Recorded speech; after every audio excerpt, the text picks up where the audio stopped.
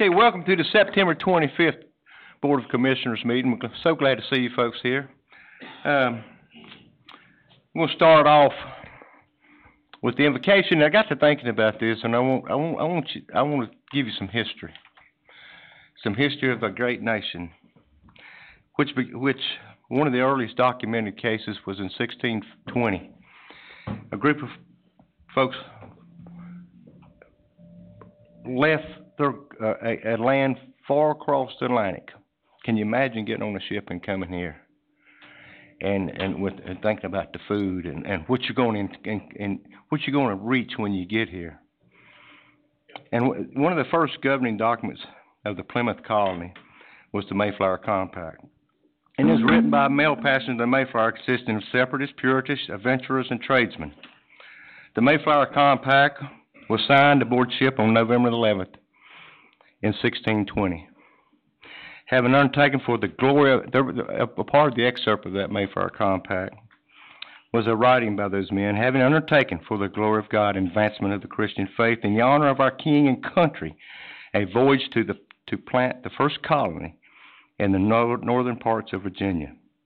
Do by these presents solemnly and mutually in the presence of God and one another covenant and combine ourselves together into a civil body, politically, for our better ordering and preservation and furtherance of the ends aforesaid, and by virtue hereof do enact, constitute, and frame such just and equal laws, ordinance, acts, constitutions, and officers from time to time, as shall be thought most meet and covenant for the general good of the colony, unto which we promise all due submission and obedience. And then almost 130 years later, about 5 weeks into the Constitutional Convention of 1787, when they were attempting to draft the U.S. Constitution, their efforts were a signal of failure.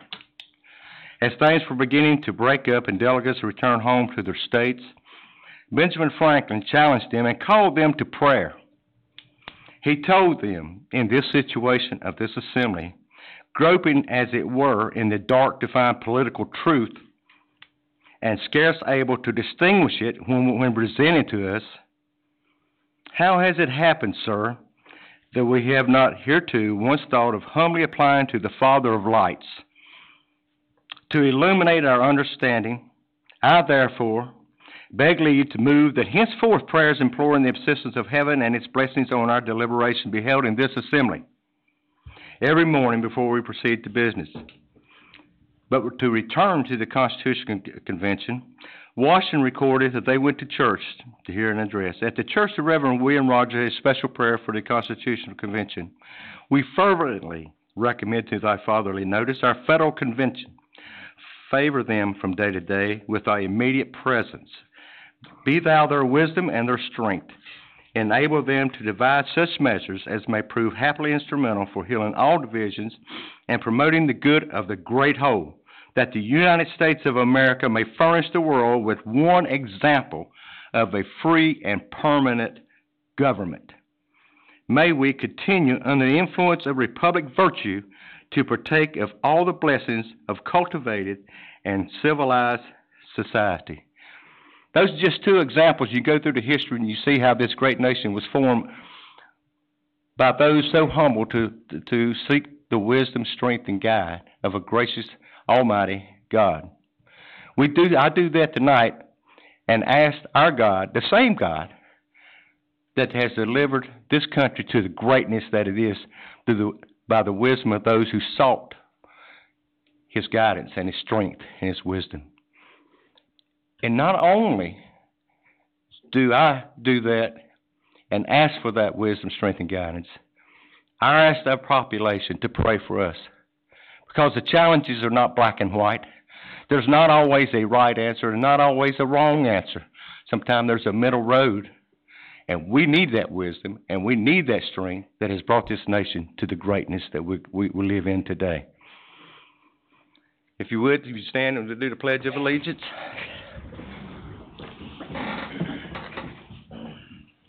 I pledge allegiance to the flag of the United States of America and to the republic for which it stands, one nation, under God, indivisible, with liberty and justice for all.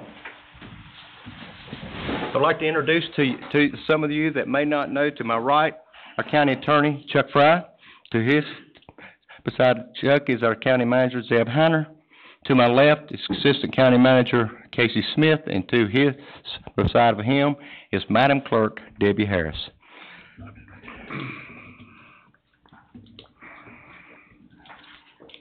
From the Lexington Chamber of Commerce, I'd like to recognize Hal Roof. Glad to have you, Hal. Thank you. Okay. Recognition of Terry Bailey, 9/11 staff for recent awards. Zeb, if you'll lead this off, please. Yes, sir. Right before Hurricane Florence paid a visit to us, our folks were at conference, and our 911 folks were at conference. And, you know, at this time, you know, I always get a chance to brag on our folks. At the conference, our 911 Emergency Communications Director, Terry Bailey, was named the Communications Director of the Year by the NCAPCO, Association of Public Communications Officers.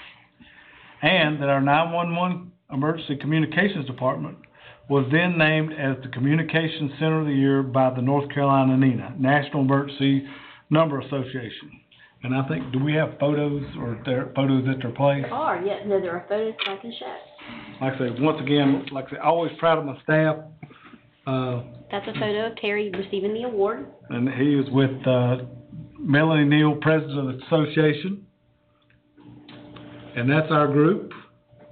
Let's see, let's see, Rachel Bello, President of NENA, Jameson Sears, our Assistant Director, Terry, the Director, Lauren Blackwater, our Training Officer, Tabitha DeLapp, the Communications Co-Telecommunicator of the Year, and Megan Walker, Co-Telecommunicator of the Year.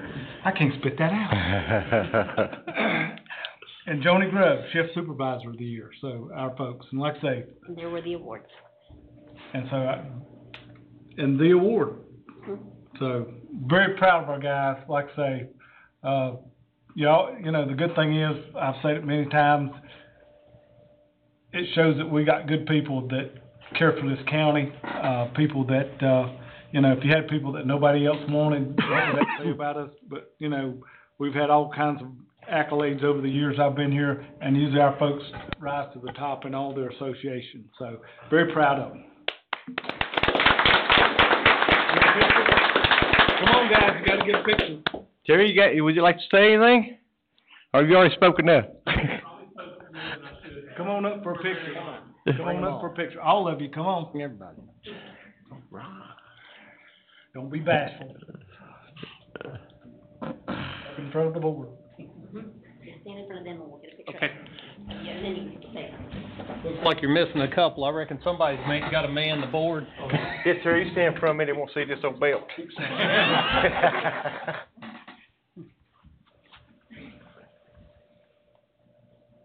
One, two, three. One, two, three. Yes. Thanks, guys. You know, one thing about 911 operators, a lot of times we give a lot of credit to our first responders, and without paying special mention to 911, but it's an understood fact that first responders start with our 911 and the dispatching of those calls, and we appreciate the job that you guys do. Thank you very much, and we're very honored. Thank you, Terry. You know, a recognition that I'm sure the board will join me on is we recently went through, you know, a lot of problems that we had to deal with this hurricane came through. And the projections, you know, you never know. You have to be prepared. You don't wait till it comes and then say, well, now how's best do we deal with this? And our staff, out and you stand up, because I want you to stand up, buddy. You've done a fantastic job in organizing and keeping us abreast. And our staff, Zeb, all of you, Chuck, Casey, all of our staff, done an amazing job. And when he said a while ago that the citizens don't really know a lot of these things, well, I was one not too long ago. You know, I was a front porch quarterback, had all the answers. Somebody handed me the playbook when I got elected, but figured out how it all worked. But you guys done an amazing job, and we, the citizens of this county, are blessed to have the quality of the personnel that we have running this county, picking up the loose ends. And my fellow commissioners, at a time where I was down, I was participating as much as possible, but you guys picked up the loose ends and you worked and you kept me abreast, and I've seen the work that you were doing, and you know, I have nothing but admiration and praise for the job that was done. You know, we participated at Yakin being 33.5 feet rising. Now, that's what, 10 feet above the history, the highest it's ever been in the history of this county, fortunately. Can you imagine what it would have been if that thing had rose? Al and them were prepared. We had shelter set up so the state could send people in if we needed to take care of people down east, you know, that were displaced. I mean, we were ready. We were ready. And it's only because of the quality of the staff we have. And I know the commissioners joined me, want to recognize you for a great job. Job well done. So thank you. And I want to give y'all a hand too.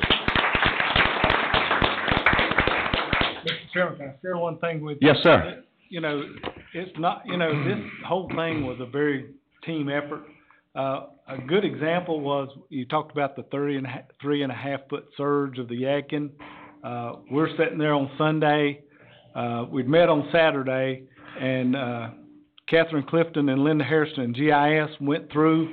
They created a map for us that basically showed what the impact would be on a 33.5 foot surge, which basically gave these guys a heads up of who to notify as far as how far the water would come up. And we'd also identified that the good thing is there's a lot of farmland on the Yadkin, and so it was about 15 structures even at 33.5 feet. But it's just great information that they just, actually Catherine did it from her house, I think, didn't she, Alton, and created that map for us, and you could see all down through there how far 33.5 foot of water would carry out there. So I just share that with you, kind of tell you that everybody's involved. That's amazing. Yeah. How many people we don't even think about. Yeah. Okay, please register if you want to speak at public address. Okay, adoption, are there any changes for the agenda? Motion to approve the agenda. So I got a motion by Commissioner Troy, second by Commissioner Yates to approve the agenda. Cast your vote.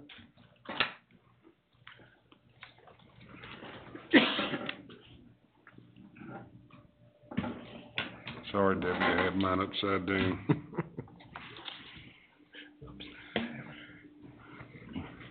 Okay, you're gonna take it back. All of the results are Barney W. Hill. Yes, sir. That motion carries 7-0. Okay, Barney W. Hill. public This address. is about the two continued discussions on the deliberation agenda. Agenda item 9 Bravo. Santec has submitted the outline of a proposal to run your landfill for you. I wish you would ask Santec how much it would pay to buy outright the general fund department you call sanitation or integrated solid waste. You may have no current interest in entertaining such a purchase, but it can't hurt to know what the amount would be. Agenda item 9 Charlie. See paragraph A at the bottom of page 3 of the engagement letter. Carefully read the third sentence of that paragraph. Then flip over to the top of page 4. See the last 10 words of the sentence that ends on the fourth line of the bottom of that paragraph. Quote, and the like, comma, and other appropriate matter related out-of-pocket expenses. I think there's a typo and there's a word missing there, but the sentence is still the same. End of quote. With this battalion of lawyers construing those 10 words, how realistic is it to expect net dollars from a recovery of any size?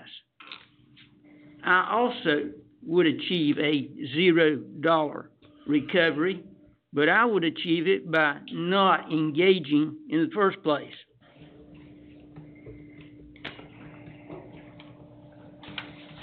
Thank you, Mr. Hill.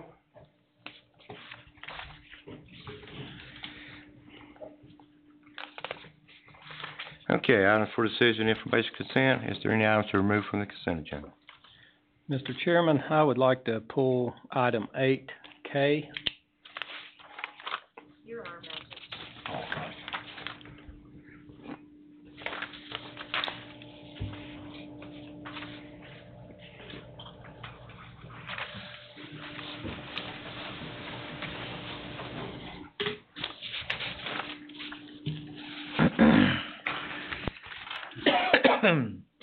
Okay, Commissioner, Jarvis has requested that 8K be pulled. If there's no other changes, can a motion second to approve the consent agenda? Motion to approve the rest of Commissioner Troy's motion. Do I have a second? Second. And we'll get a second. Commissioner Barrett, cast your vote.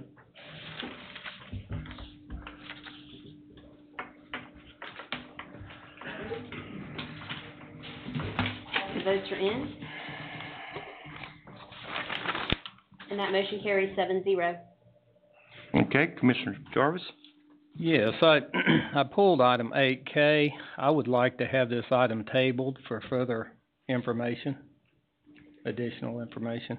Okay, we have a motion by Commissioner Jarvis to have it tabled. Do I have a second to that? Second. We got a second. What kind of additional information are we looking for?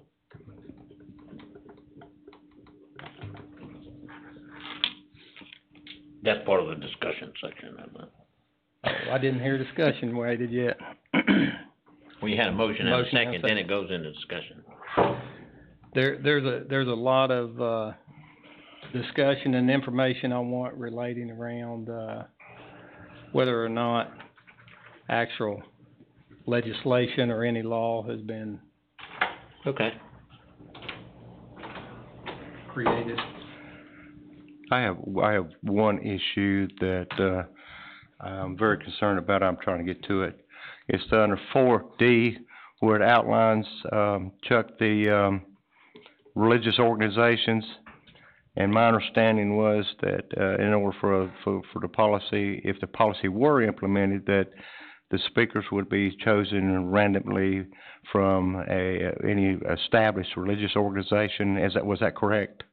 Yes, sir. It actually sets out under Section 3B that the invocation would be delivered by a leader of any assembly that periodically and regularly meets within the county for the purpose of worshiping or discussing their religious perspectives. And that, excuse me, sir. But to me, sir, as I read that doesn't define religious organization as any group that wants to have a body to sit down and discuss whether it's atheism or if it's fundamental Christianity or without actually an established religious connection. And so I'm in agreement with Commissioner Jarvis. I think this is something we need to look into before we jump on something like this. But we had a motion by Commissioner Jarvis and a second Commissioner Yates. If there's no further discussion, cast your vote.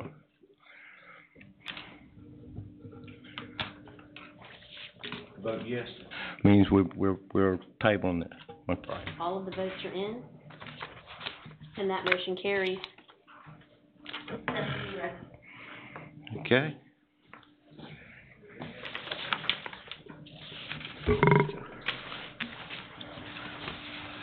Okay, items for decision, information, deliberation. We have a proclamation, National Disability Employment Awareness Month, and I'll turn this over to Commissioner Troy. Thank you, Mr. Chairman. Is Richard Michaels here?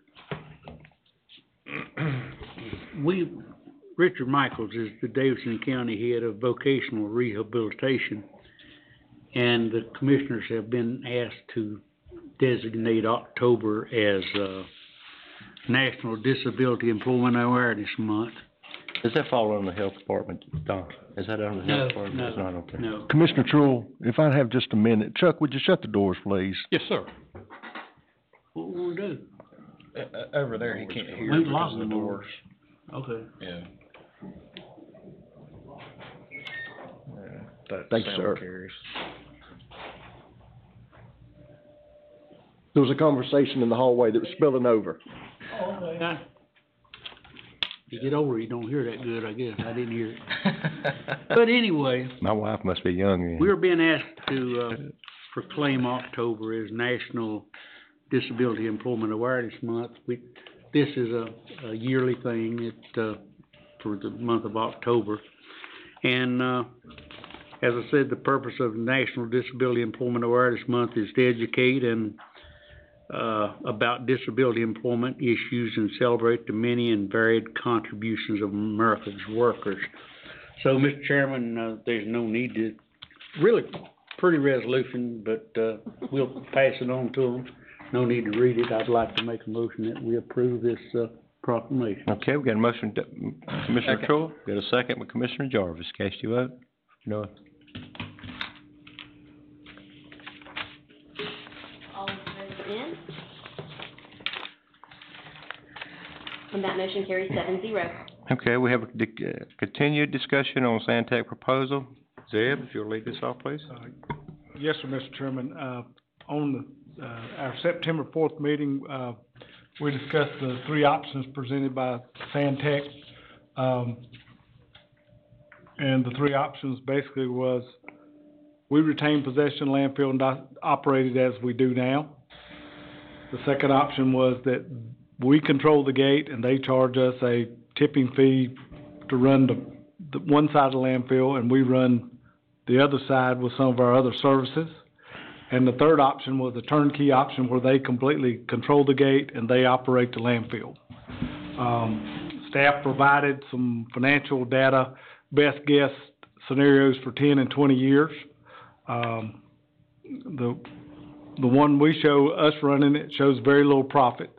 I did have Matt go back and say, if we run the same revenue structure as Santec, we would make about $4.7 million in 10 years and about $9 million in 20 years. Somebody fell through. No, I didn't want to have rollers on my chair like everybody else. Okay.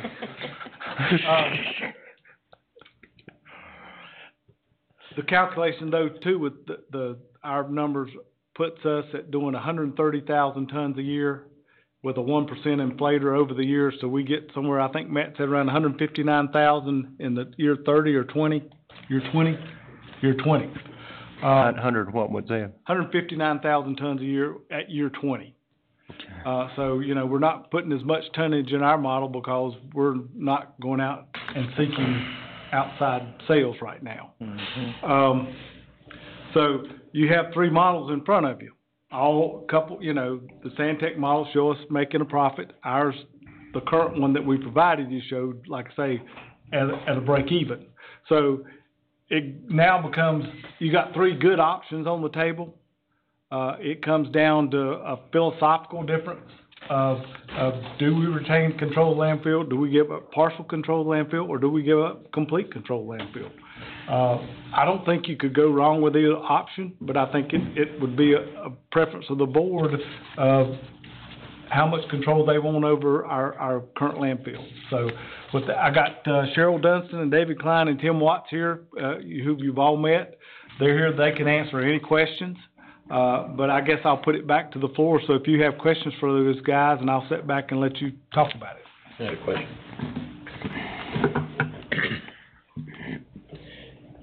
What was the numbers on the third of the Santec proposal at the end of 10 and 20? You gave us what ours were if we kept it.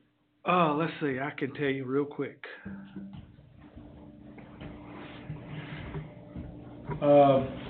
In the Santec, in the turnkey version, we calculated 2,670,000 roughly in 10 years and 5,971,000 in 20 years. And on the just controlling the partial control shows us getting 8,919,000 in 10 years and 21,335,000 in 20.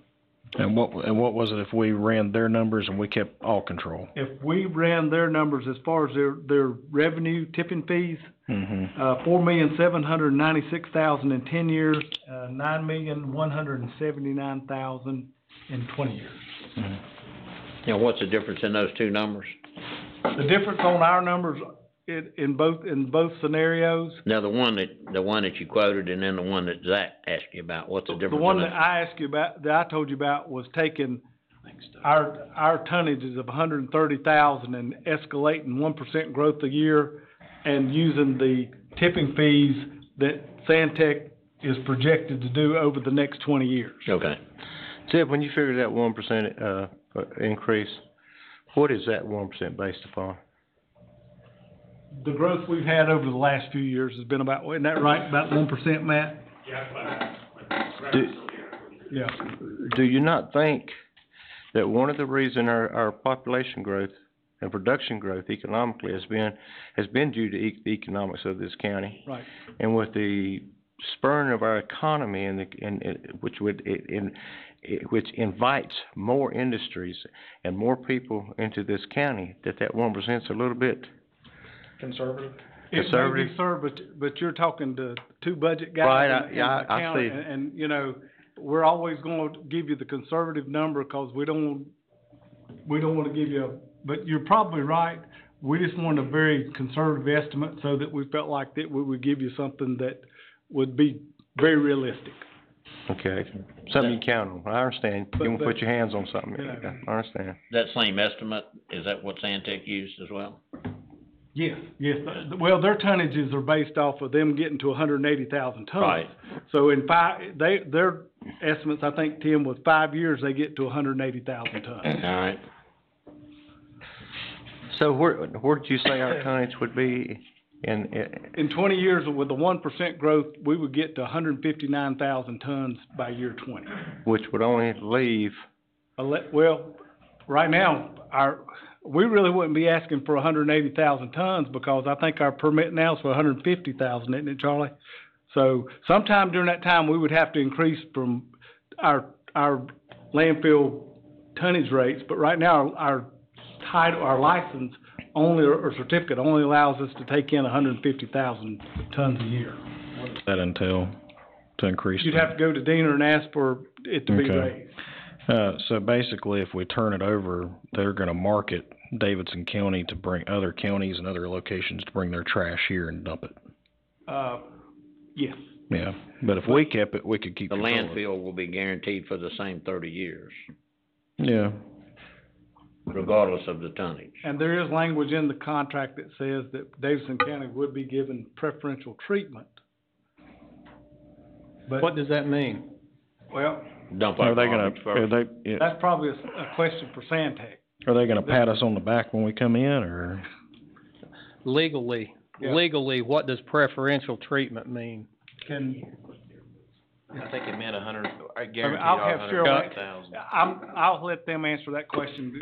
Is Chuck our legal counsel? Yes, he is. Okay, that was a question directed to our legal counsel.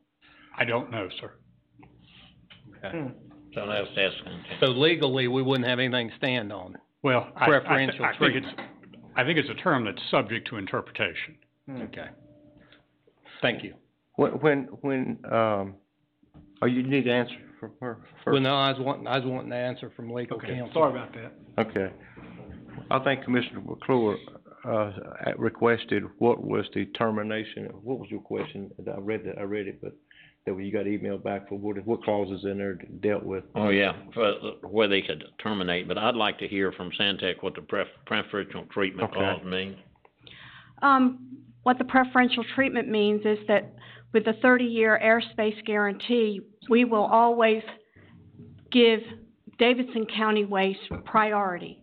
So if we're successful in our marketing efforts and we get to the 180,000 tons and there's an explosion of growth in Davidson County, we would have to refuse or turn away volume that is either on our trucks or under contract with us, because you always have preferential treatment. It's your landfill, we're your partner, and we've given you the 30-year airspace guarantee. You wouldn't have any problem explaining the preferential treatment in that clause then, right? No. Would the preferential treatment be the 130,000? No.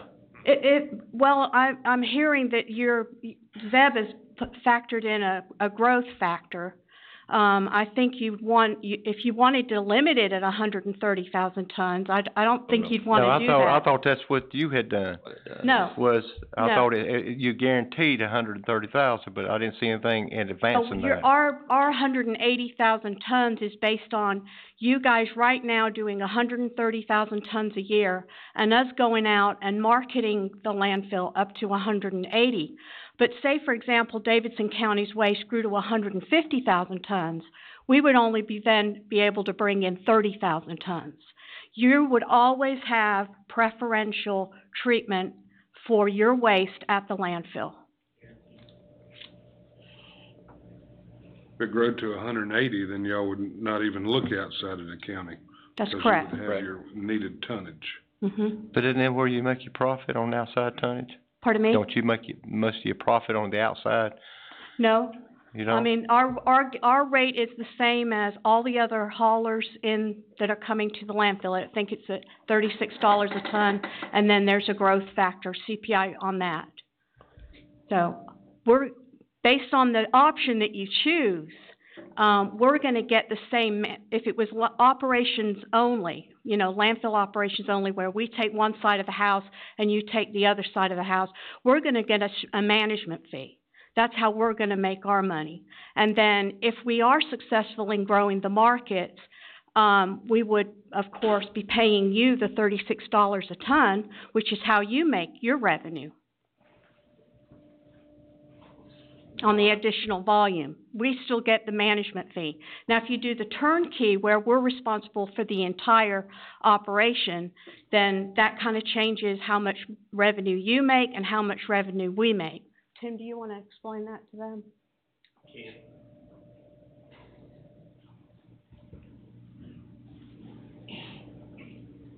Thank you, Cheryl. As Cheryl alluded to in the fixed fee operating agreement, management fee. Pull that mic up just a little bit. Sorry about that. I was trying to keep talking too loud. The management fee is based off certain tiered rates on a per ton. So as volume goes up, our management fee actually goes down, and the county keeps additional funds that come into the site. Under a turnkey operation, we would control the gate. The volume generated from within Davidson County for 30 years is still guaranteed to go to being able to dispose of in that site, regardless if it's 130,000 tons or 180. We have proposed a fixed CPI per year for the existing customer base as well during the turnkey operation. So we're able to tell you today what the rate will be 10 or even 20 years from now. What is that, 1.25 per year, 1.25 per year growth? I believe that is correct. One other question that Mr. Shell had referred to is I had wanted to find out, there was an escape or cancellation clause in there, and the only way that y'all can cancel the contract is what? From a standpoint of the management fee? Let's take the third option, the turnkey option. Turnkey, we can't cancel the contract from that perspective. It's a permit, would be the operator of the you would still hold the permit, would be your operator. We would have a performance bond in place that guarantees our performance to the county and to the state from daily operations. We haven't drafted, I'll be honest, that particular contract due to the legal expense associated with, it's a very different language, and we didn't want to propose contract language prior to knowing the decision of the board as to the direction you wanted to go. Suppose, go ahead, if you're through yet. Y'all are in the business of this, and you're familiar with the large landfill that's opened up in our neighboring county. And they've been open for how long now? About 2 years? About 2 years. What kind of growth have you seen in that particular landfill? Currently, it's doing roughly, I want to say 300,000 tons a year. It's growing steadily. I know that Waste Management has taken waste from other county-owned landfills and move that volume to their landfill in the neighboring county. And I would expect them, they've made a huge investment with that county, paid a tremendous lump sum fee up front to be given the opportunity to manage that site. So I would think they would continue to invest in growing that volume to get a good return on their investment. Is it true, or is it not, that the landfill that's doing the 300,000 tons would be able to offer a cheaper gate price than the one doing 150 or 180? I'm sure yes, they would. Mm-hmm. So we could wind up losing business to that landfill off of the 130 we're doing now, and we may not see the 1% increase that's projected because of that landfill. Yes. And we can't really go back and see the 1% for the last 10 years because they haven't had that thing over there for 10 years, so we don't really know. It's a very new facility. I'm done. When Mr. McClure said, was talking about a termination clause, I believe you said that was on option 3. It couldn't be a termination clause, or did I misunderstand? From our, excuse me,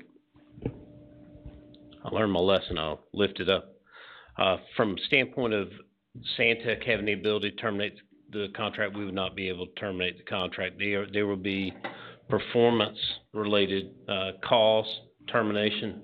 If we are failed to operate the landfill in a compliant manner, that language is always in a contract. So while we would be the operator from a day-to-day perspective and we would control the gate, still your permit, we have to be good stewards for that in order to continue to be your partner.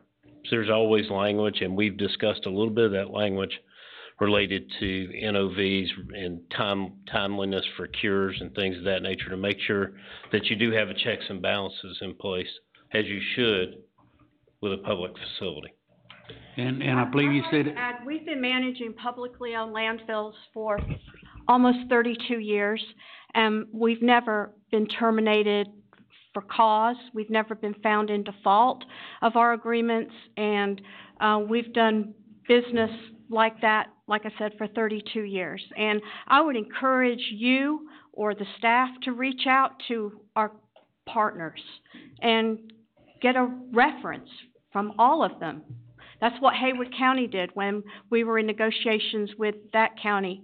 They called every single partner that we operate. Ma'am, we have went over this in prior meetings already about that very thing about calling references. But Commissioner Truill was trying to speak and you interrupted him. No, that's okay. I was asking, that was on the turnkey he's talking about. What if it was the second option? What would your termination language be on that? Well, again, we would not be able to terminate the agreement from our operating perspective.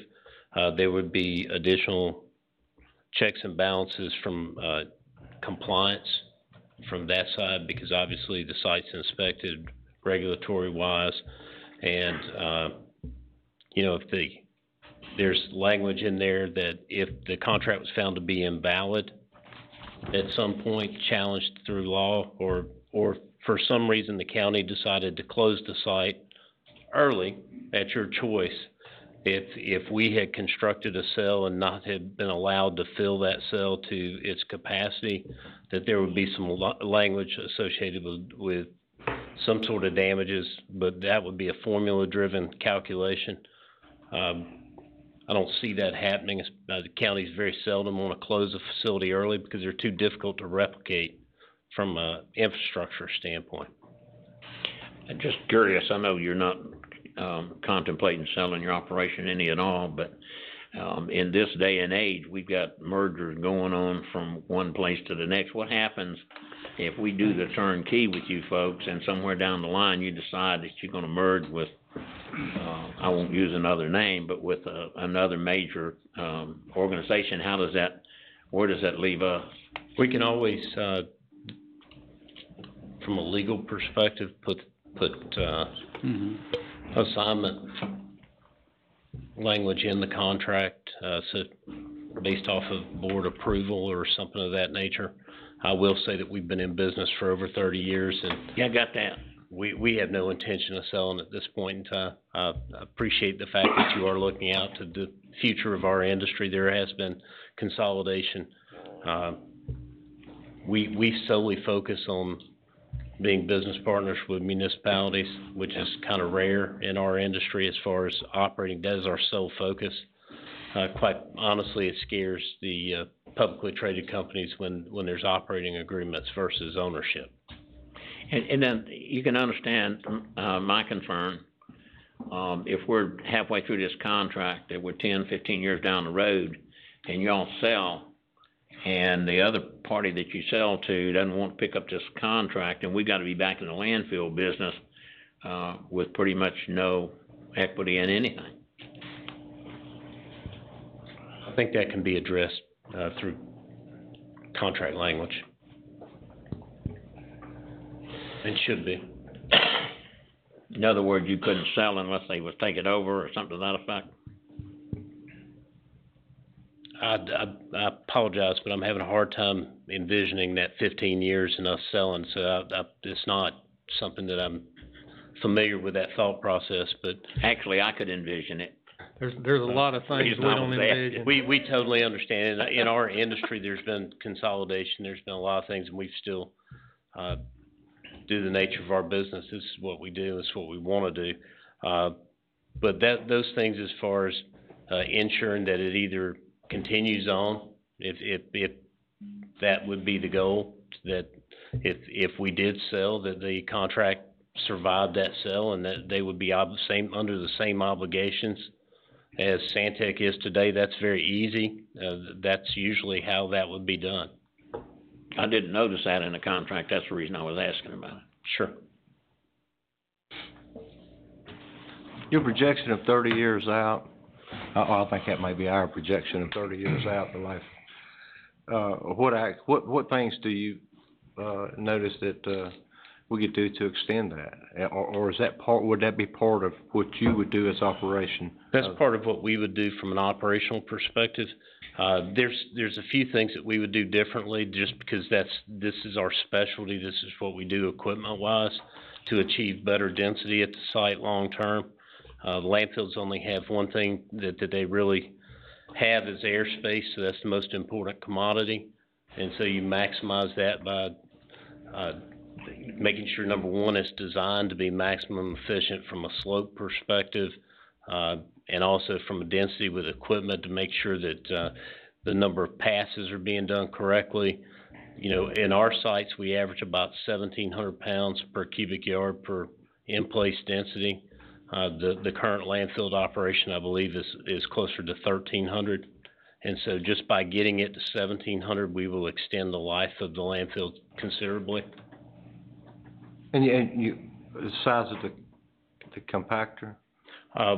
It varies based off of volume going into the site. We do, typically at a site similar to Davidson County, we will run the equivalent of a Cat 826 compactor. Somewhere in that 90 to 100,000 pound range machine there. And then it's the number of passes that you make, the compaction, the slope that you keep the waste on that really changes density long term. And I guess my concern with that question is, if you extend the life, obviously you're providing more compacted.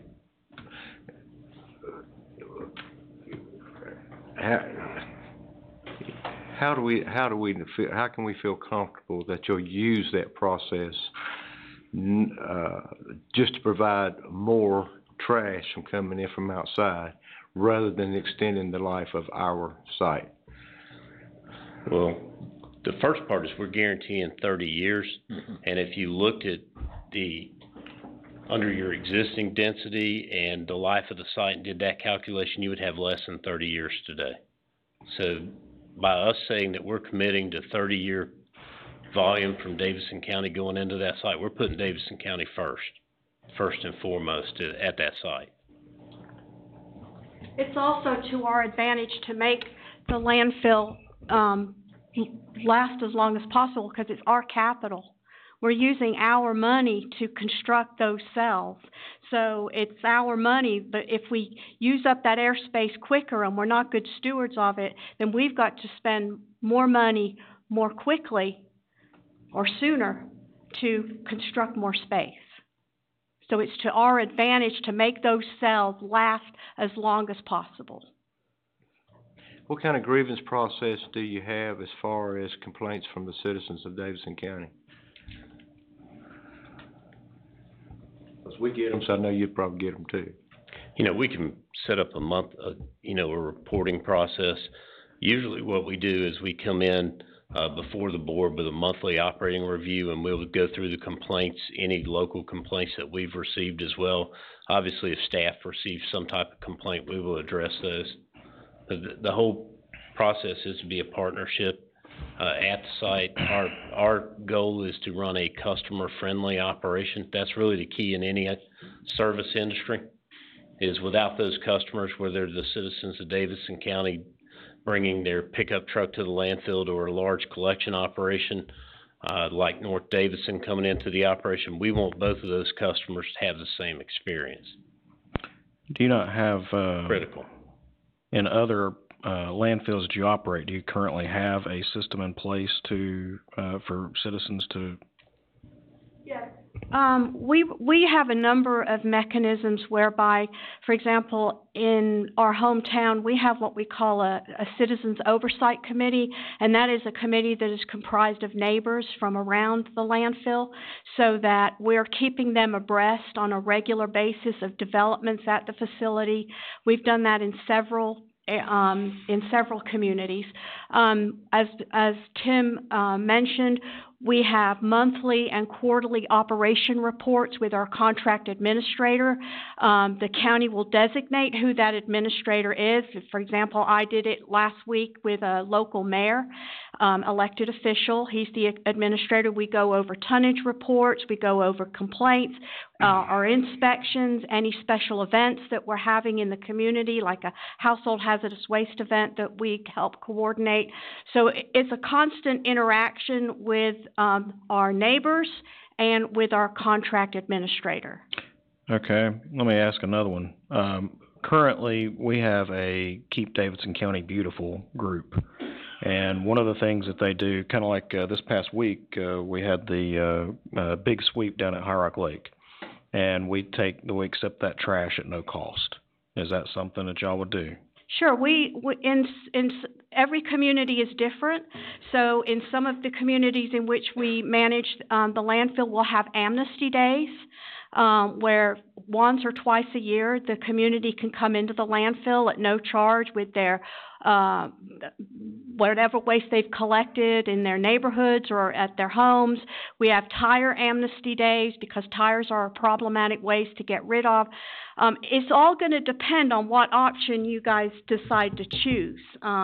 Which side of the house are we taking care of? But we can definitely work with the county to tailor a program that works best for your community. That's what we're good at doing.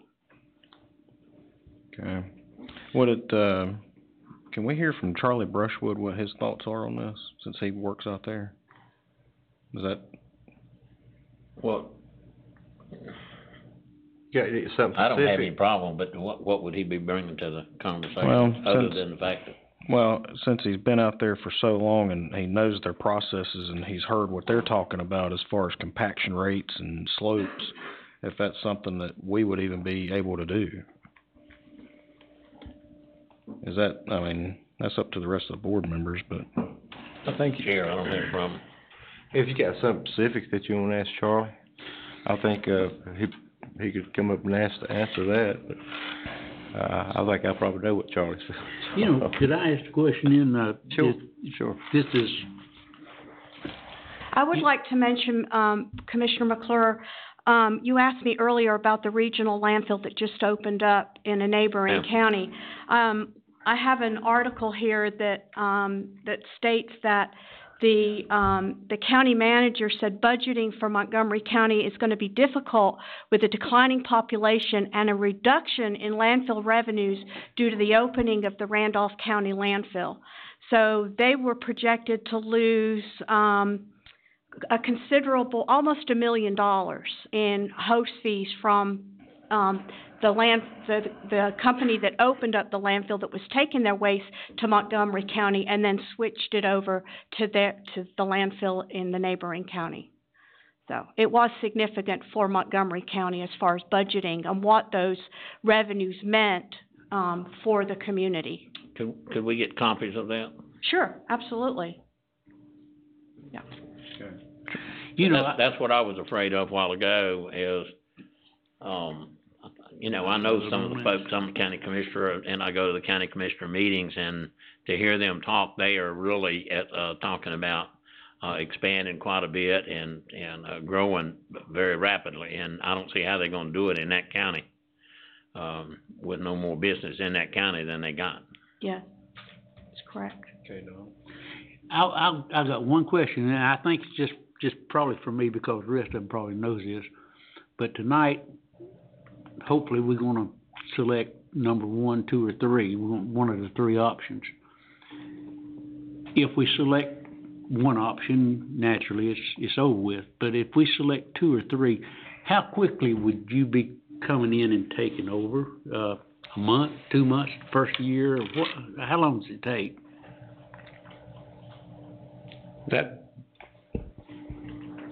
That will really depend on the option. If it's the kind of modified fee structure, we can start very quickly there from that standpoint, because we basically have a draft agreement that we have just a few legal issues that we've already discussed the work through on those. So that agreement is pretty much ready to go, but we could probably have that agreement ready within 2 weeks. And then the question of start date is more for the board to decide.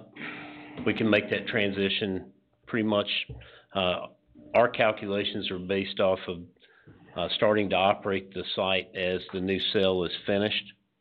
So that's kind of a critical standpoint from making all the economics work that are in our model.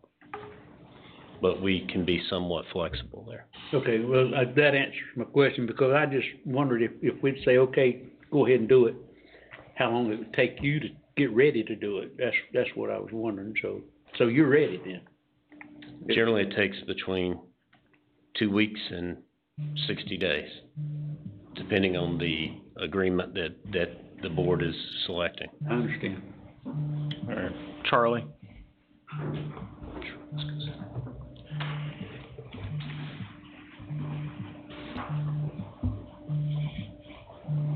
Now, I don't know anything about landfill operations, kind of like sewer. I know it doesn't flow uphill, so I've had to kind of ask and prod, but I know you sit here and heard about compaction rates and slopes and all this stuff that I'm sure it makes sense to you.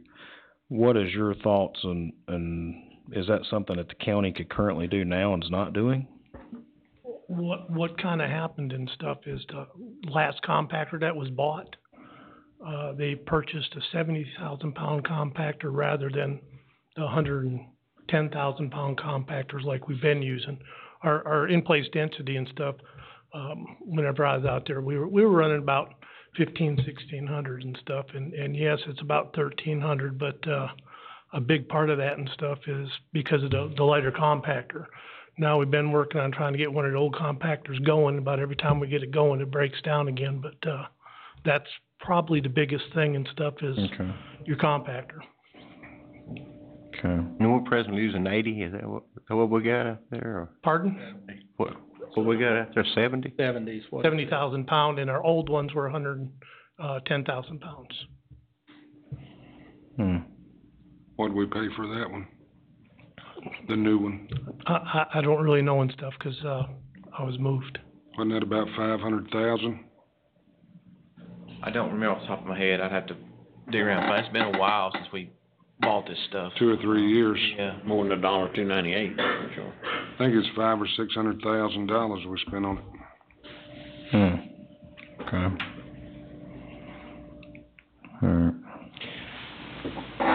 would like to know if we have contacted all their partners and find out what kind of referral we get from all of them. We talked to 3 of the folks that they've dealt with. I won't give their names, but all of them said the Sandtech folks were good to work with. One chose to terminate the contract with, Sandtech took over the contract, and then at the end of the contract, there was a price increase, and they felt like they could do it better, so they took back over their landfill. We talked to another company that felt like they did a great job, but felt they were a little pricey. And we talked to another one that, same thing, they do a good job, no qualms with their work. Is that kind of what we? One local government I did speak with and this has already been addressed, did have some, I think they probably talked to him about NOVs, how the timeliness with which you deal with things. And I think I've expressed this to Tim in the meeting we were here. What we don't want is, NOVs happen. That's just part of running a landfill sometimes. But what we don't want is second notices on the manager's desk. We want things done in a timely fashion. If we get an NOV, we want it addressed. So I think they were cognizant that they understood our point of view. That was really all I heard from some, that the timeliness can always be faster. I think when people get in those type of issues, the government that's responsible wants to see it dealt with timely in a very quick fashion. So, but that was it. Mr. Chairman, you ready for a motion? I noticed, let me add one more. I noticed that, you said at the end of their contract, they didn't want to renew because they felt like they'd do it better. Is that correct? Well, when Sandtech took over a contract from another third party and finished out, it was a 3-year contract. And when they got to the end of the 3 years, the price that Sandtech offered them to renew the contract was not to their liking, and they felt like they could do a better job themselves and get a better compaction rate, so they took it back. They had no qualms with their performance. It's just they felt like they could do it better. Okay, and I guess this is to you, Chuck. In the course of that contract, now the information that you sent out when Commissioner McClure asked about the options of outs on the contract, what I noticed most was about permitting and but I didn't see anything about satisfaction, if there a poor performance, or we weren't satisfied with the performance. I didn't see anything in those 2 sections that you sent to Commissioner McClure. So does that obligate, as long as the permitting is all in place, does that obligate us to the term of the contract? Well, we had an opportunity to look at a prior draft of the contract that was presented to us, and I think what I heard tonight from the presentation was that they're looking more for the board tonight to speak to the proposal in sort of the bullet point presentation, the documents that are included within the agenda. Okay. And if the board approves those terms in essence, then we're going to be back again working on how that fits into a contractual format. And so I'm a little reluctant to take the language that was previously tendered and to say that would be the language that we would still use again. Okay. Yes, sir. Mr. Chairman, Go ahead. I've got a question for Zeb. In the information and the stats that you've been going over through this process, let's just say 10 to 15 years going back, how many years have we made a profit on the landfill? Well, we normally try to break even. We don't operate it, we operate it as a self-sustaining entity because we're not in the business of making money. We've tried to keep the fees low enough for our citizens and just make it self-sustaining. So to say we've made a big profit, we haven't. And like I say, but that was numbers, purposeful. in our numbers that we presented, staff has always looked at, and previous boards has always looked at this as a resource to the citizens of our county. And so, to make some of these profit numbers has not been the objective of staff, and it's been basically built into the fees making it an affordable way to get rid of waste for our citizens. So having said that, if we don't go with Sandtech and we keep it, we'll continue down that path of basically doing it as a break-even enterprise? We would probably, unless the board said, you know, we wanna generate some fees, but, you know, we've tried to keep it at a minimum, just so that it's affordable to our haulers, to our citizens taking out there, so that, you know, we've got a place for the people of Davidson County to take their trash. But now, like I say, if the board changes direction, staff can always ramp this thing up, just like we did in 2013 when this whole proposal started. You know, we said, you know, it's in a decline mode. Is there a better option? And at that time, the board chose to let staff try to make it right the ship to where it's self-sustaining again, and you know, Mr. Buck and his folks and Charlie went out there and reduced the head count and did that. So, And right now, the fees for everybody going out there is $36 tipping fee? I think it's $36 is our normal fee. You know, I think we have a contract with, PPG to take their fiberglass, which is a lesser rate. Yeah, just regular tipping fee for regular garbage. Right, but if you take like a car out there, a personal vehicle, it's $8 for a truck. Sure. So. And if I could ask, Santac, if we were to tell you that we wanted to go with you turnkey, the tipping fee that you would envision would be what? We actually put in our formal proposals that the existing rate structure. We record it, and it's hard to pick you up from back there. Totally understand that. I should have not started speaking till I came to the front. In the proposal that we put forward, we said the existing rate structure would stay in place with a 1.25% PI on an annual basis. So the $36 remains $36 until 12 months, and it goes up by 1.25%. And then that would be a contractual obligation. And so, based on what you just said, Zeb, you know, their tipping fee would be pretty close to what it is right now, but yet their contract would show them paying us enough money where we're making some pretty solid money. So, I'm just saying, where's the big difference there? Well, the big difference is you control the tipping fee right now. And when citizens start to complain about the tipping fee, we've got a contract. We can't change it. You know, we've held the tipping fee at $36 for at least 5 years. So that's where the difference comes in. It comes back to when I originally started. You're giving up control.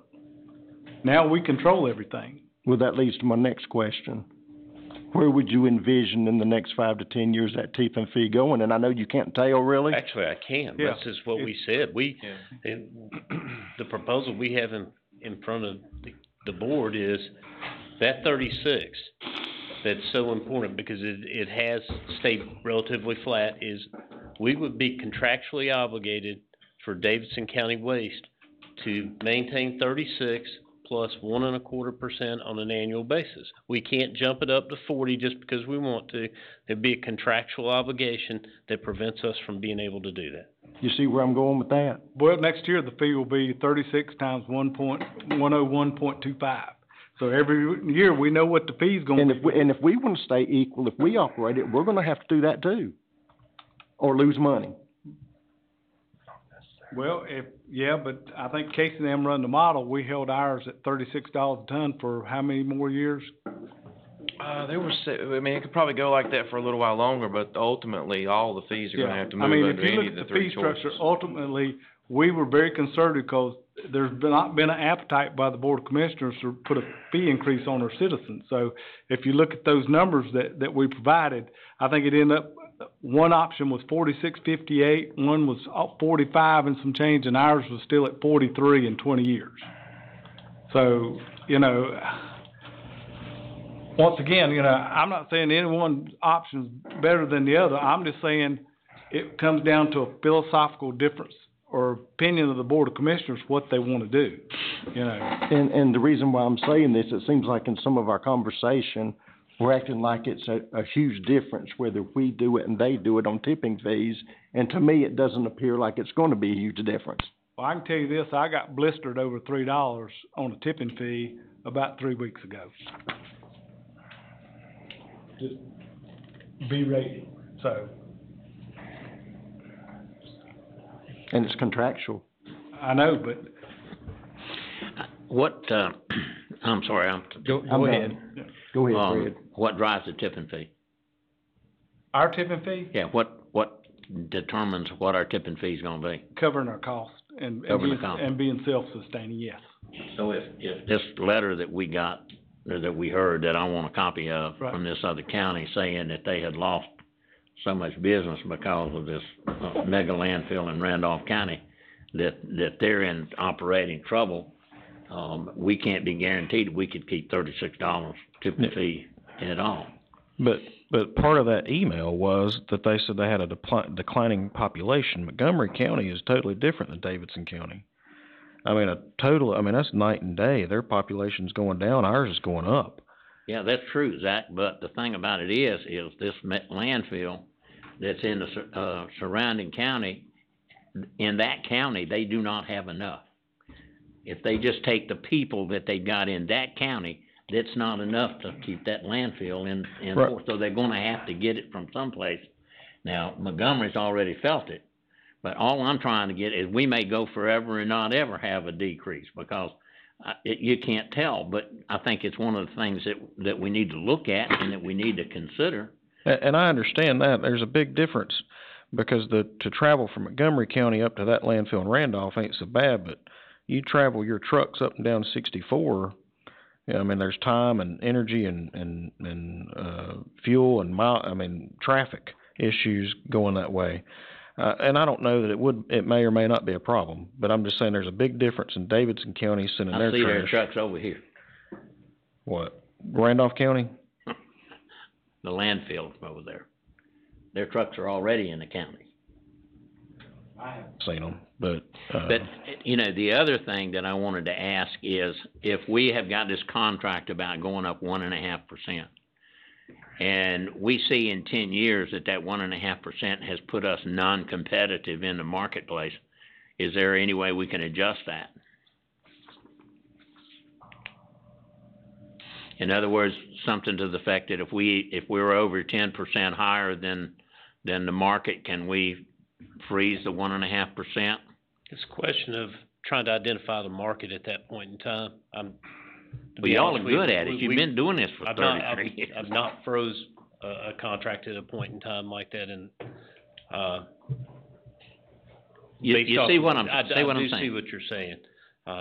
If I look at the way that we know that there's, what drives disposal rates, and if I can just explain that for a moment. One thing we know for certain is we continue to see wage inflation.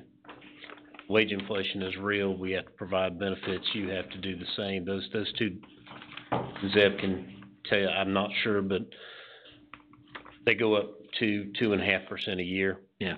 Pretty much annually. Fuel cost goes up every year. The cost of that liner will go up every single year. And the equipment, to the point of replacement, in 10 years from now, goes up substantially, with the environmental changes with the EPA, the Tier 4 engines now, all the new equipment. It's literally the same shell, same size compactor that the county was running 10 years ago, has added about $230,000 in cost to it today, just based off new regs. So I don't see a point where we could freeze that rate at a point in time contractually without you'd saying it'd be some type of kind of want to anyway, because if you were so much higher than everybody else, you wouldn't be getting much business. That's exactly what I was going to say. Usually it's a free market that controls rate structure more than anything else. If you get out of line, you're going to lose volume. In a turnkey situation, we're no different. We want to get that 180,000 tons. That's kind of critical mass to get to that number and maintain it. Now, the benefit of being less than that is it would extend the asset out. Well, if what Zach says happens and we are in an economic upturn, which I believe we are, and we continue to turn over more and more and more trash, it means you get less and less and less from out of county. That's correct. I've got one other thing that crossed my mind. It's a question I've got for Dwayne Childers, if he could come forward. He just saw you sleeping back there, Dwayne. I would not do that to him. I was not prepared for any question. Help you. I know you can clarify this. I know since the loss of Rex Buck, is it my understanding that Charlie was switched over to the landfill, or was he already there? That's above my pay grade, sir. Charlie was sent out there on an interim basis until this was resolved. Until some sort of a decision was made about the landfill. Right. I think you had some NOVs that Right, were. we had some things that had to be taken care of out there. Sure. And so Charlie had probably more experience than anybody on staff, and so we sent Charlie out there. Okay, so I guess what I'm thinking there is, since Charlie was switched over there to kind of take care of some issues, would either one of y'all say, and this is no offense to Charlie, but would he be considered a landfill director or expert? At the current time, yes. He'd have to get a briefcase to be considered an expert. Yeah. And the only reason I ask that is because maybe this is a question for the Sandtech people. Since they do that for a living, what are the qualifications that your people have that operate the landfills that you're contractually obligated to? What is that background, and what advantage does it give you that we're not already getting? You got a briefcase? First of all, I don't even have a briefcase, so I'll start with that. What we look for is, from an operator perspective, is we want a SWANA certified landfill operator, somebody that's been in the industry roughly 20 years with continued leadership, developing people underneath them, a history of compliance, a history of being able to stand in front of a board and give a monthly operating review, people that can communicate with local community and are involved in the local community. I always say that it's not just one person. It takes a team of people. We have our executive staff. We have a EVP of landfill operations that does a quarterly tour at every one of our facilities with our engineer, and they go around and we GoPro video the site so that we see at a corporate level our level of compliance and the activities of the site. We do a formal review of the site quarterly and look for deficiencies, things that we can improve, because our goal is to not wait for the inspector to tell us that we have an issue. We want to be out in front of those planning well in advance. Landfills, as everybody knows, if you go out there today, you have to be able to envision what that landfill will look like 6 months, 12 months, 18 months from now, and operate to that vision. It takes an awful lot of planning, a lot of support, and because that's literally what we do. We know how to budget that appropriately as far as rock, grassing efforts, things of that nature. We look to make sure from a standpoint of leachate that we minimize that by having the appropriate fall on the landfill to promote drainage. It's very important. So without giving you an exact definition of what we're looking for, I'm telling you that we're looking for somebody that runs a team and can be part of a larger team. That's our goal. Zeb, does Charlie or anybody have that certification he mentioned? What certification again? SWANA certification, landfill operations. I'm sure Charlie. Okay, so you just basically described, Charlie, because he's got that experience. Yeah. He and Stephen Sink both have that. Stephen has it as well. Yeah, we have 2 guys on staff. And I think Bill Noonan has that same certification, doesn't he? Yeah, we got 3 guys on staff. So we don't have to worry about anything there one way or the other. We've got that out there. We've got that certification. 3 guys on staff that have that certification. Good deal. Seb, what is your feelings with regards to the business mind of the operation? Do you think we're where we need to be to get the most efficiency out of our landfill operational wise? I think we need to look at our operation. I think Rex did a good job, from where we were in 2013 to now, to reducing staff and getting it going in the right direction. I think we probably need to look at some things that were done equipment-wise that might, if we were going to run it ourselves, like we would have to get the compaction rate back up. Yeah. But like I say, short of doing that, like I say, I think we've got some other things in place that we kind of monitor that, you know, from my office that would, you know, help in that matter. Operational speaking, even with those deficiencies, is the landfill breaking even and serving the needs of our citizenry now?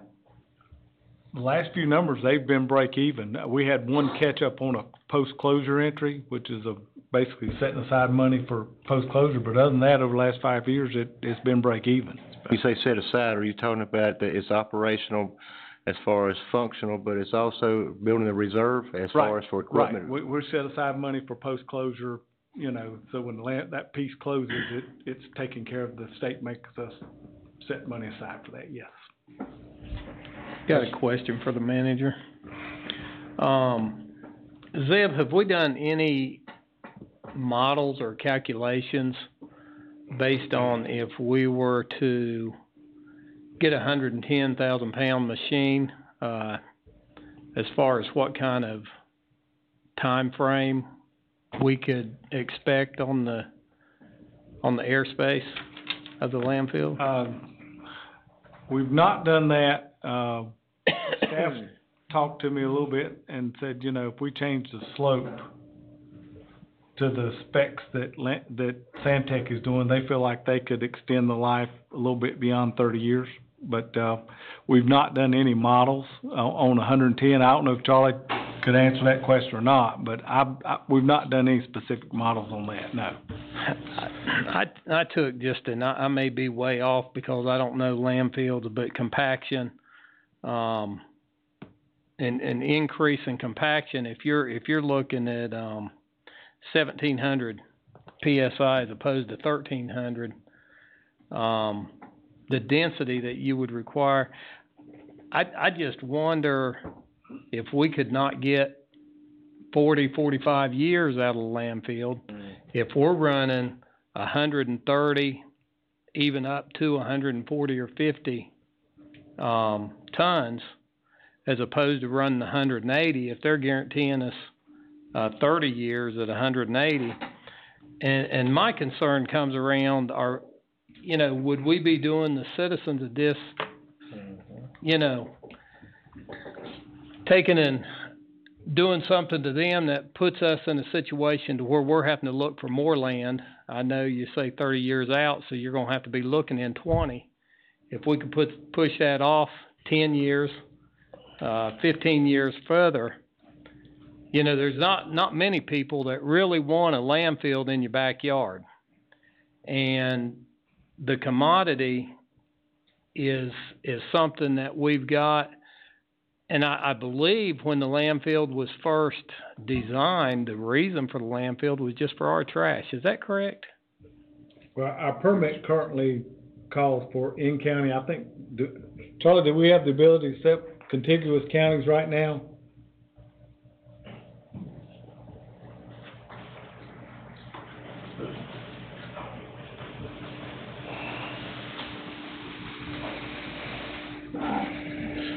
Yeah, our current permit is actually written to where if the board was to decide to take surrounding counties, that the board could actually vote on it and wouldn't have to go before the state. And kind of part of the reason we did that was because the big landfill they were putting in Randolph County, that if we ever felt like we needed to try to pull some more in just to keep even, that we wouldn't have to go back to the state. The board could actually make the decision.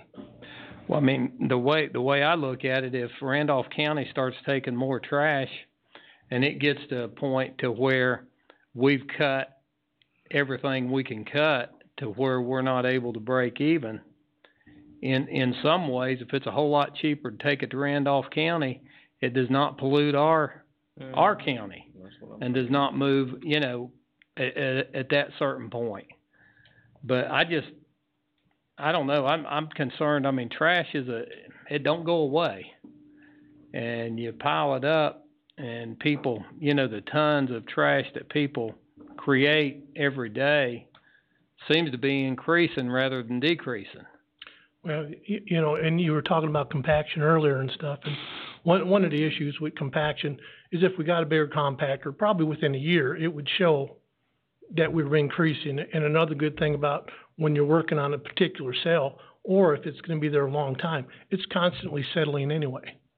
So, you know, even if your density is this, over time, it's gonna get better.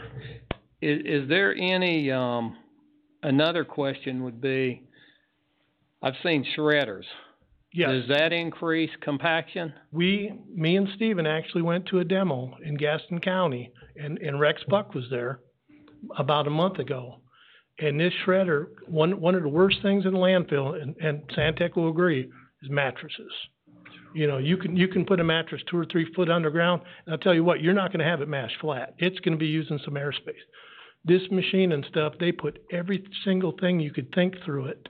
Mattresses to carpeting, which is another pain out there, to tires with rims. This thing ate every single thing up, never once got jammed because works a little different than the other ones. It was very impressive. If you had a shredder, you mentioned tires, would there not be a provider that we could sell the shredded tires to? I know there's so many. It doesn't shred the tire down to the level that somebody would want. It's kind of just big chunk. And I know there's right. different companies that use tires for several things, recycled. But you were correct and stuff with the slope, that if we change our slope from a 4-to-1 to a 3-to-1 slope, basically if we stayed about 130,000 tons, we would probably be there for 40 to 44 years. You done there for a second? Well, you said 40 to 41 years? 40 to 44 years, somewhere in 40 there. to 44, wow. Okay. Depending on compaction. Do we, pay for tires now, disposal? We have grant money that pays for the disposal, and, we've always done it efficient enough that it's never cost the county residents So the tire company don't take them for free? No, but we get grants from the state that pays for that, and we've never had to go over and stuff and pay anything out of our own pocket. Who takes the tires now, like General Tire out of, They got a new tire company that's around Mount Airy. I can't remember the name of it offhand. I thought they took those for free. I thought they put a tractor and trailer out there and. They put a tractor trailer out there, but basically the state grant pays for it. Well, there's a tire tax, I think, on a set of tires that everybody pays. That's where the grant money comes from. Yeah, so I don't know if this company gets that Well, $2 what it is whatever money's paid in our county for that comes to our county through a grant, and that pays for disposal of the tires. To answer your question, Steve, about compactors, that's kind of my line of work there, and, you can buy all the compactors you want if you don't have an operator on it that, because compaction, you're sitting there, you know, it don't matter what you spend, okay? And I'm not saying whether Santec does it or whatever, and if we was to do something with Santec, there'd have to be something in the contract where y'all would get penalized if you didn't meet the compaction test. You know, the 1,700, if that's the benchmark, that we're going after, then there would have to be a penalization in there for that as well, even with you guys. I don't know how do y'all handle that in other places? Well, again, it would go back to which agreement, under both of these agreements, we are building the cells. Mm-hmm. So all the capital associated with building the cells would be on us. So if we don't achieve the density, we're guaranteeing you the 30 years, we're actually spending our dollars faster. And I understand that part. And the 30 years remains constant no matter what. So we have an obligation to meet from that perspective. We have density requirements in operating contracts. Usually it's when the county or the board, Solid Waste Authority, builds the cells themselves.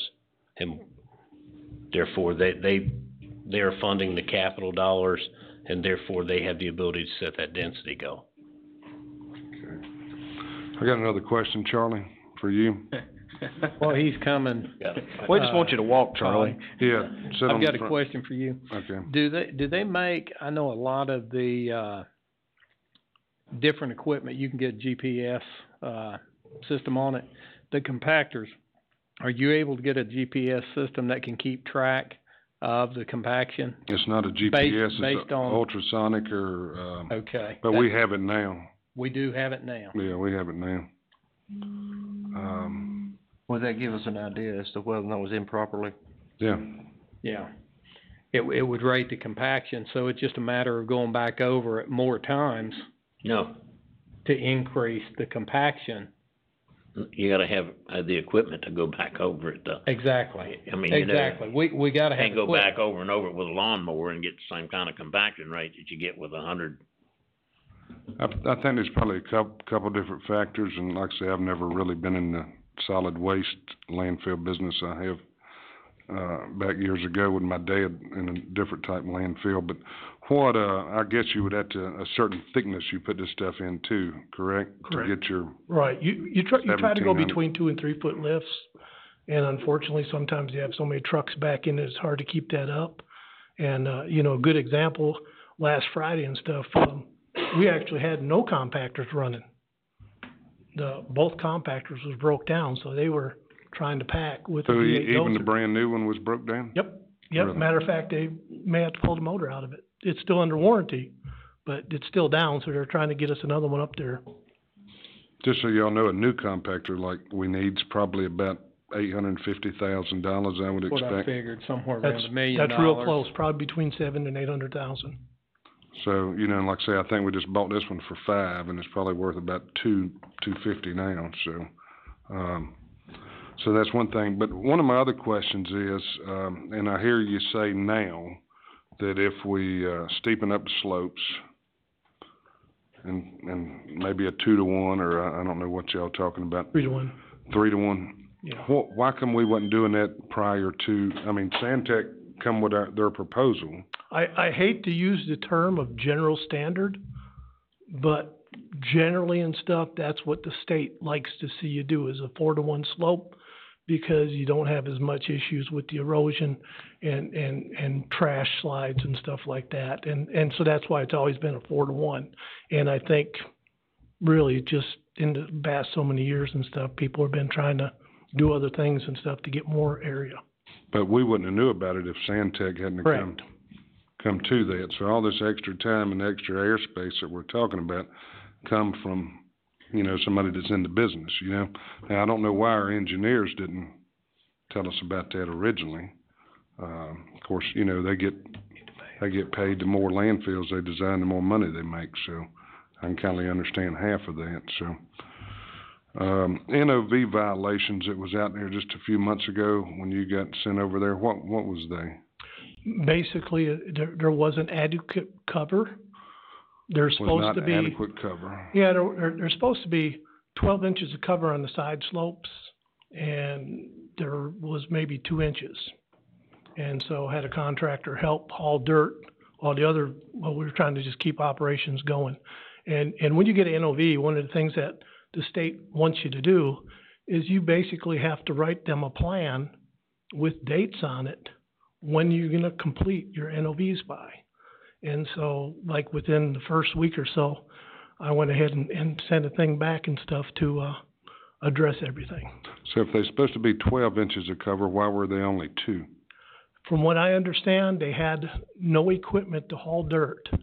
The pan that they used to haul dirt, which was the only thing they had, the engine was out of it, and they were ordering a new engine for it. They didn't rent an articulated truck, or they were using a loader trying to carry a bucket of dirt at a time to cover, from what I understand. I wasn't out there then. Do you have a reserve fund for that equipment? Pardon? A reserve fund, Zeb, I asked you about. We've got fund balance. I mean, what we got, Casey, 6-7 million in fund balance? How much? 6 or 7 million in fund balance for that. For that. Could use some for a briefcase. Some for a briefcase. Where one of the issues I have is, I mean, you know, if you gotta have equipment to do the job, somebody should have got a machine in there to do the job. Sandtech will have to get a machine in there to do it. I mean, they're not gonna get by with 2 We've rented inches. articulated truck 3 times now, since I've been out there. And 2 times because of the rain events, where we had such bad washing, we had to get an extra vehicle to haul extra dirt to try to get that fixed. I guess I'm asking, why do we have to rent something? Why don't we have something that runs? I have a breakdown every now and then, but it usually ain't a very big one. And It was in our 5-year plan to get a new articulated truck and do away with the pan, but all that got altered when Rex took over. So, we're loading with the old Traco that we got out there, the old 245 or whatever it Well, is? actually, it's only got about 4,000 hours on it, so it's pretty good Traco and stuff, and they're using the pan, so the motor's been fixed. Okay. What about this leachate stuff that we just spent so much money on? Let me go back and rephrase that again. What did Florence cost us the other day for leachate? I haven't got the bill yet, but I'm gonna guess between 70 and 80,000. And, you know, part of Florence and stuff is the pond was never brought down to a low minimum to where you'd have extra capacity in it. And that, 13-inch rain event that we had, we almost overflowed then, and it's like $26,000 a day fine if you overflow. So anyway, we got it hauled down, but it was still pretty close to the top. And then when Florence was coming, we had to hurry up and haul more. Now, the city of Lexington, for some reason, is only allowing us 9,000 gallons a day to haul leachate. Our pond is a 2 million gallon pond, and our leachate tank on phase 2 side is 360,000 gallons. Well, 9,000 gallons a day, we'll never get the pond close to getting down. So in the event like that, we had no choice but to start taking it to Shamrock, which we did use our own tanker along with other tankers and stuff to help haul it. We also got a special use permit from the Director of Solid Waste, and he allowed us to take the smaller trucks that Highway 64 owned, and we actually got to spray some on top of phase 1. We actually put about 100,000 gallons of water in 4 days on top of phase 1 to help get rid of leachate. So And that was the state helping us. Is that something they'll continue to let us do, or is that just temporary? We're gonna try to get our foot in the door, but I don't know how that'll go. So, you'd say probably for 20 days, we spent $150,000 on leachate, is that For a half year's worth of rain event, yeah. Cause we 20 get days? 44 inches a year, and between the two events, that was close to a half a year's of rain. Was that directly a result of Florence? Yes. Some was Chuck? Florence, some was the shower Chuck? before that. Sir. What about emergency, we having salt relief on that? You know, I don't know if Dwayne has been looking, are you still here, sir? Yes. I didn't know if there had been any consideration of that with, all of the communications that have been going out from the state with regard to, Florence-related costs. I don't have an answer right now, but there's a webinar on Friday at 9 a.m. that you sent me. Yes, sir. And I've signed up for it. I'm not sure how far out. Yeah, Davidson County wasn't one of the counties that was listed as hard as hit. I'm not sure where we I think let's go for it. I'll be there. Yeah, let's go for it. But we actually thought about using our PPP money to pay for this leachate for this event. I guess we got, what, $300,000 in the landfill? I've got a question. Commissioner McCoy? I'm You good through, for a while. Commissioner? I'm Oh, good you for a done? minute. Yeah, I'm good. I wanted to come back to what you said, and I really didn't understand, what you were saying, that something about, if we got to the point where the Randolph County facility was just, putting us in a situation where we could make money, we could just take all our stuff over there, is that, would you? No. What was you saying? I said if it got to the point to where we had reduced, everything we've done at the landfill, that whether it be staffing, however to cut cost, and got to a point to where we had to close our landfill and haul it out if it was cheaper, less costly, to haul it out, whether it be Randolph County, or whatever. At that point in time, we at least would not be putting the trash in our county. Well, the thing about it is it's in, I don't care what you're hauling. It's never cheaper to haul than it is to take care of young. Well, I agree. So, I mean, that was my whole point. I don't think it'll ever get to that point that it'll be cheaper. Well, my problem is that would be I think a real hardship on the citizens that you were trying to protect. The other question I wanna find out is, one to Santac, marketing. When you come in, if we decide to go with one of the plans, how much marketing have you got in your plans for Davidson County to assure that we don't start losing this business to other people? Yeah.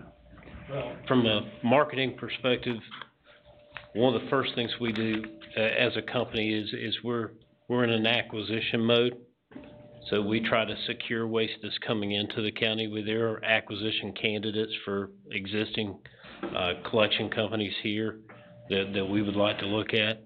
In addition to that, you're constantly monitoring the marketplace, staying in contact with those people. You know, the volume that's going into Davidson County is collected both by municipalities and by third-party collectors.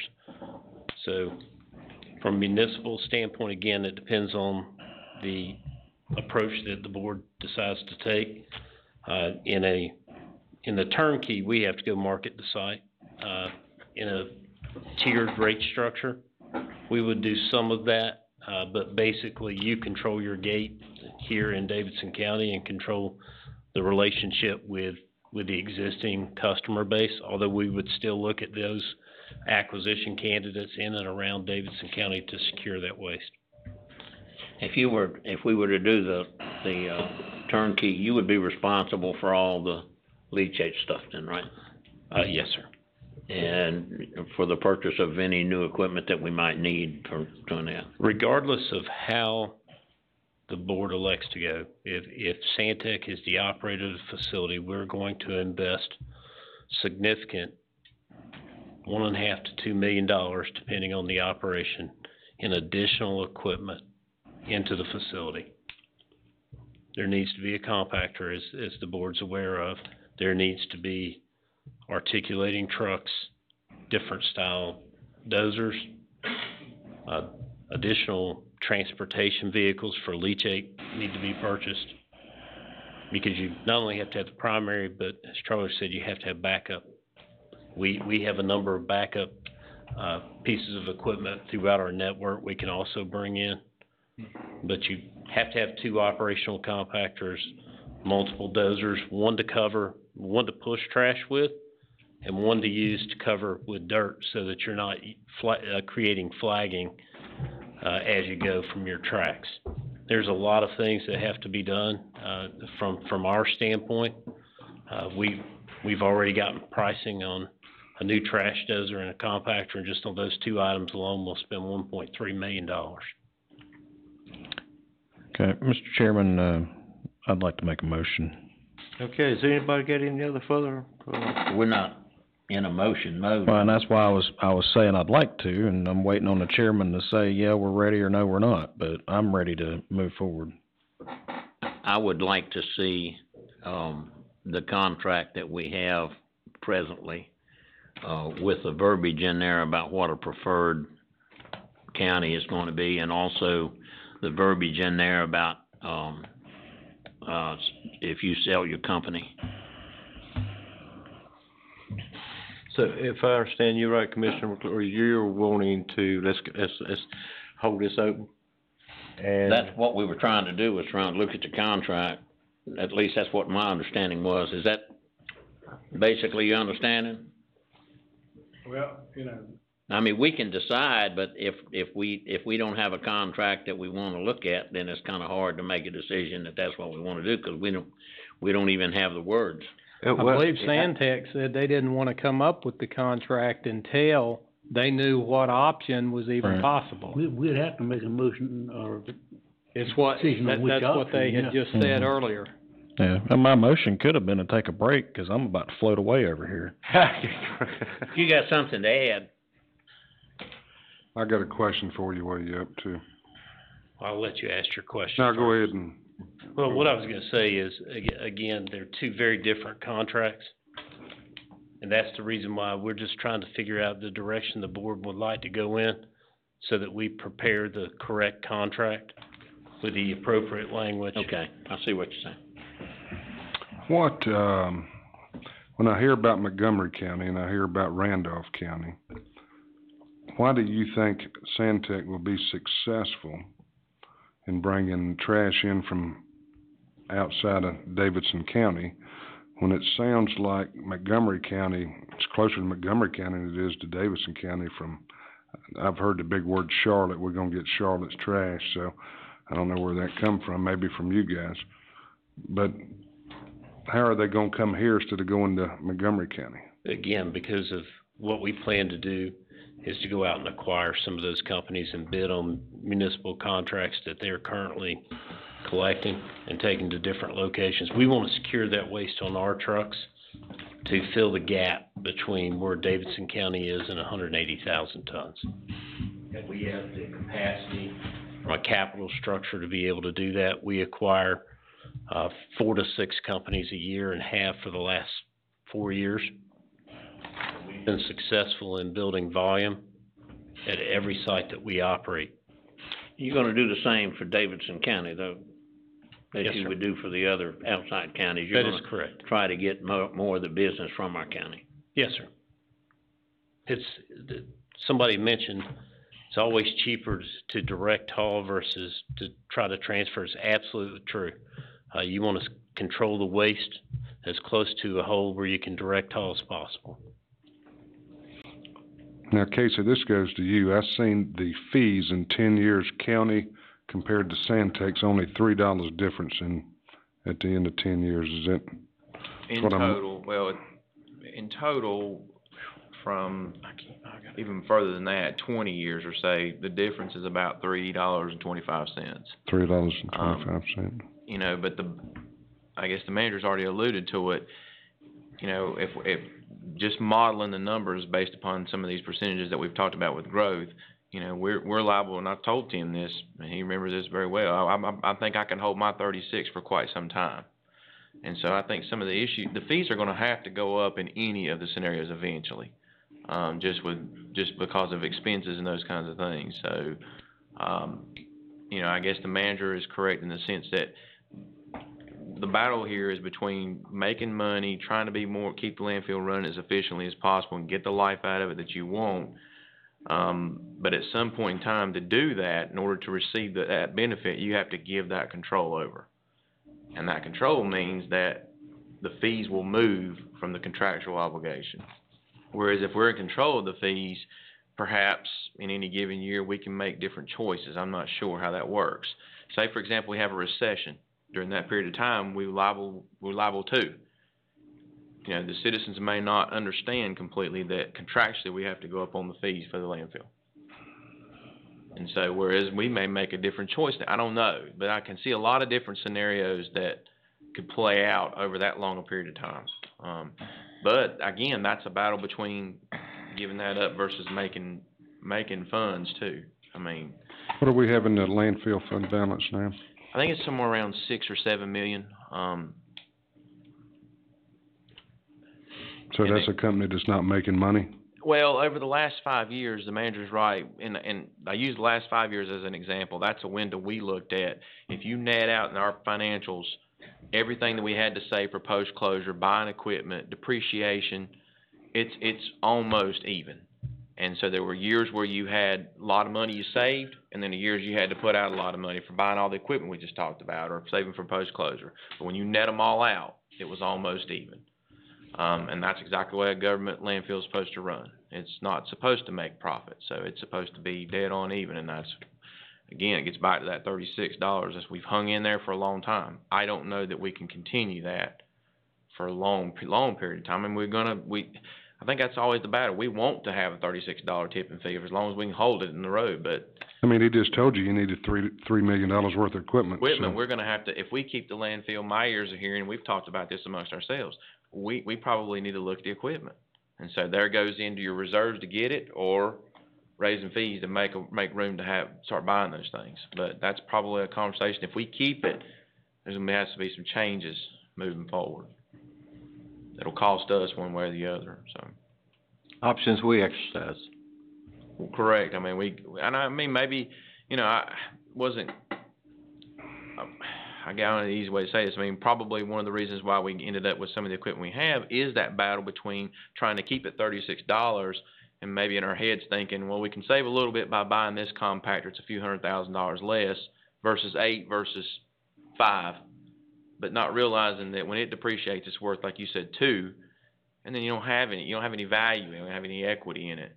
All the while, you're not getting the compaction that you want to because you were trying to maybe hold on to $36 a ton for as long as you could.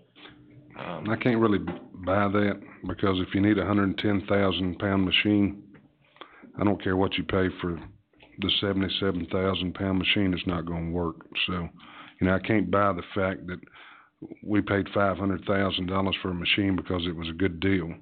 If it No, I wasn't, don't mean a good deal. I mean in trying to keep a hold of $36. yeah, but if it's not going to do the job, I mean, well, I mean, you it does can't, a job. It just may not be the job. It'll compact. It I just don't do compact. the job. Of course, air's money in the landfill. It costs you money if you leave air out there. I mean, you're a long ways off at 77,000 pound to 110. There's just no way you can get it. So, and I think we got a brand new loader sitting at the landfill now that we don't need. That one we worked out. We were going to be able to talk to the state, and I think Charlie talked to them. We were trying to get rid of that one to get something else we need. I think we bought a brand new $160,000 loader that we're going to turn around and sell on gov deals because we have no use for it out there. A little too large probably for what we need it for. So we'll sell it and see if we can get something. There's an avenue to buy something because we bought those with white goods money. So those are the things that bothers me, and you guys know that and I don't know where this loader come from and who discussed it or why it was bought, but I think your options, I can't make decisions like that and survive, so inclusive of the landfill can't either. I'll do whatever the board sees fit to do, but Just one other comment, because I know y'all don't plan to be here in 30 years, but I thought I'd go ahead and plan one. But you probably will be. when we started dealing with Santec before, what was it, 2013? Yeah, we started dealing with it before. And they came in with some proposals, and they were good proposals at the time. And we figured, well, we can do the same thing. And so we took a whole lot of their suggestions and got rid of some folks and did some stuff the other way. And sure enough, we was able to save some money. Now here we are back this year dealing with Santec, and they've come in with a contract that they have revised several different times. It seems to be a pretty good contract to me anyway. And we're debating the same thing. Well, can we do the same thing with our stuff?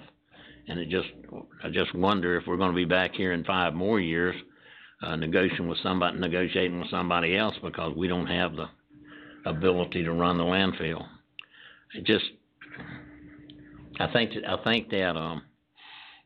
I think Todd brought up a lot of good points with 2 inches instead of 12 inches and the hauling of the leachate and some of this other stuff, that if you have somebody that's doing the professional management, you don't have to do that kind of stuff. You don't have to worry about that, and you don't have to spend $1 million it is for the equipment going forward.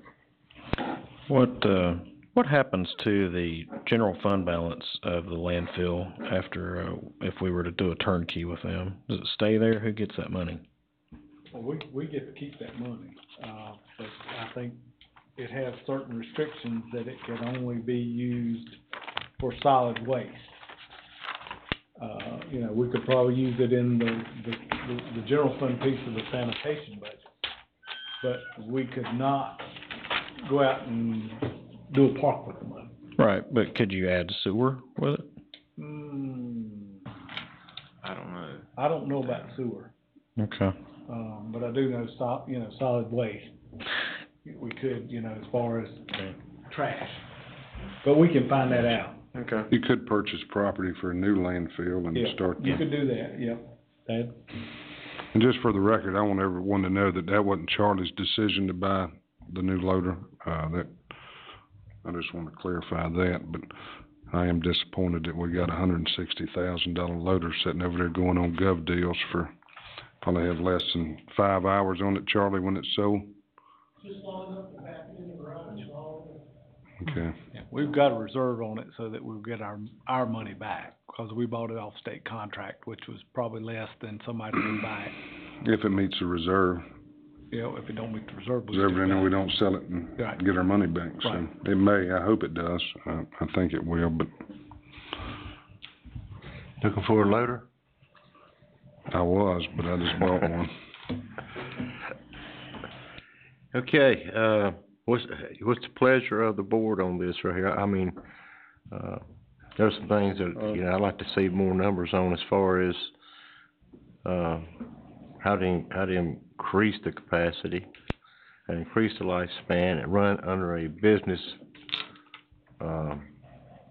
plan rather than just, I think that, you know, if it's been run poorly now and we're breaking even, I just see a lot of places where we can do something, but at the same time, there's some good plans coming in from Santac here that I just think we got some options here that need to be looked at.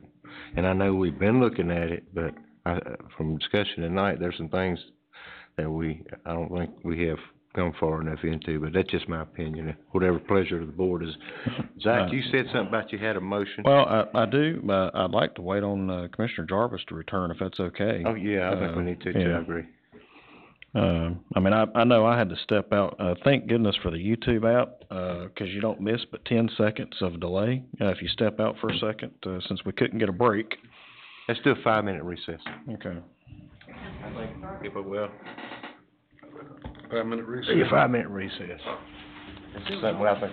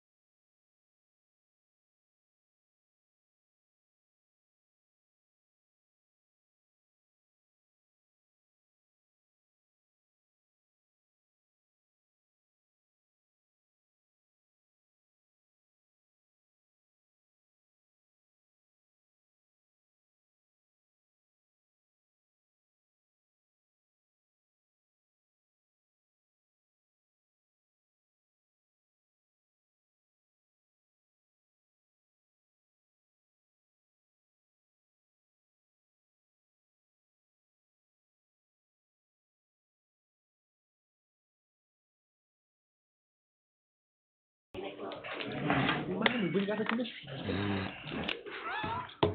Okay, we'll resume our discussion on the Santec proposal. Pleasure of the board. Mr. Chairman, I make a motion that we, end discussions with, Santec and, the county retains ownership of the landfill and control. Everybody's here? Oh, Manager. sorry, I didn't see them. Okay, we got a motion on the floor by Commissioner Cross to end the discussion with Santec and complete that again. For the county to retain control and ownership of the landfill. Okay, everybody heard and understand the motion? Do I have a second? Done. I'll second. Okay, we got a second by Commissioner Troy. Is there a discussion? If not, cast your vote. I'd like to ask one question of Zeb that I think we got lost in all that we started off. I'd like to have those numbers again for the Santec operation, what it would bring us in 10 years and 20 years on the third auction. Oh.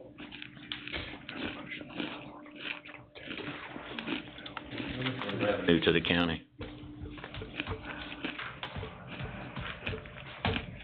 All right, which option do you want the numbers for? Third. The turnkey? Turnkey.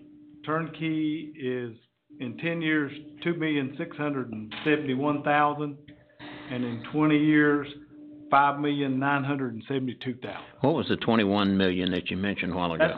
That's the hybrid method, where we operate on one side and they operate the new portion of the landfill, and we control the gate. Okay. So the hybrid is the best deal for the county? Hybrid money, profit-wise, the hybrid is probably more profitable, but we're accepting more risk. You know, we'll still have the leachate problem on our side, which eats up some of this profit if we have a bad year like this year. So, like I say, we're accepting a little more risk in the hybrid method because we're controlling the gate and we still have some operations still running. Whereas the turnkey, the reason there's less profit is they're assuming all the risk. And that's compared to our current breaking even. Right. But then if they would be acquired by another company, go out of business, and we have to get back in the landfill business. No, we're gonna have a clause in there that prevents that. I'm asking the manager a question. I understand you got a clause, but clauses and paper is just as good a lot of times as whatever it is to back it up. You can have all the legalities that you want to. That's what contracts are for. I understand. In the real world, if we have to get back in the landfill business, whether it be 10 years, 20 years, or 30 years, would $5 million even put us back in business? With inflation, probably in 5, 10 years. I would be hard to judge. You heard the equipment prices, Yeah. so it would be an expensive endeavor. Mm-hmm. And it would be one of those things, if it was that much, and you may have to, in the business model, the landfill would have to borrow money or something to buy the equipment or lease the equipment, so. It's gonna cost us $3 million to get into it now. I think they said they could do it for $1.3 million, What's that? what they were gonna purchase. No, they needed 2 machines. One of them's, it's about $3 million total, was it not? No, it was $1.5 million, that's right. $1.3 million said something to begin with, is what I know you're gonna machines spend they were gonna- $850 on one. But now that's not through the state contract. $850 on one, probably $850 on the other, and you need a couple articulating trucks. You could probably hit $2 million pretty quick, I'd say. I'm just throwing that out there, yes. What is our bond gonna be for? They did 1.5 1.5 was in the proposed contract. in the hybrid contract. Okay. Just add one thing before we vote. I know we're still in the discussion period. I think this is one of the few, issues that comes before our board where you could probably make a good case either way. Mhm. So it basically comes down to what you prefer. And, we don't have too many of those issues that come before us very often. But I could see both sides they have made a good case for what they think. And, I just know in the past, I've always erred on the side of believing that the private sector that specializes in things is generally better than anything that the government can do. But, in this situation, I can definitely see both sides of this thing. Go, Buster. Okay, the motion been made and it's been seconded. Cast your vote. That's a tough one for me.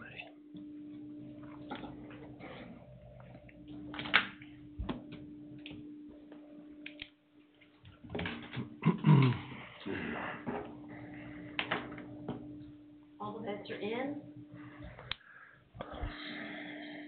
And the motion carries 4-3.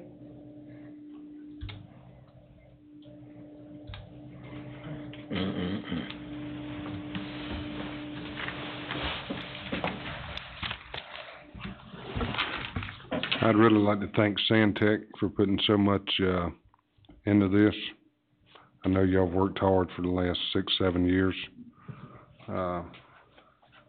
Commissioner McClure started looking at this option. Still think there's some numbers that we need to look at when we're talking about $21 million that we need to look at a lot closer. But I'm glad it stopped tonight instead of y'all wasting any more time and it not going your way. So I want to personally thank you because me and Mr. McClure's been on this, committee that we hadn't been in a while to work on this. So thank you very much.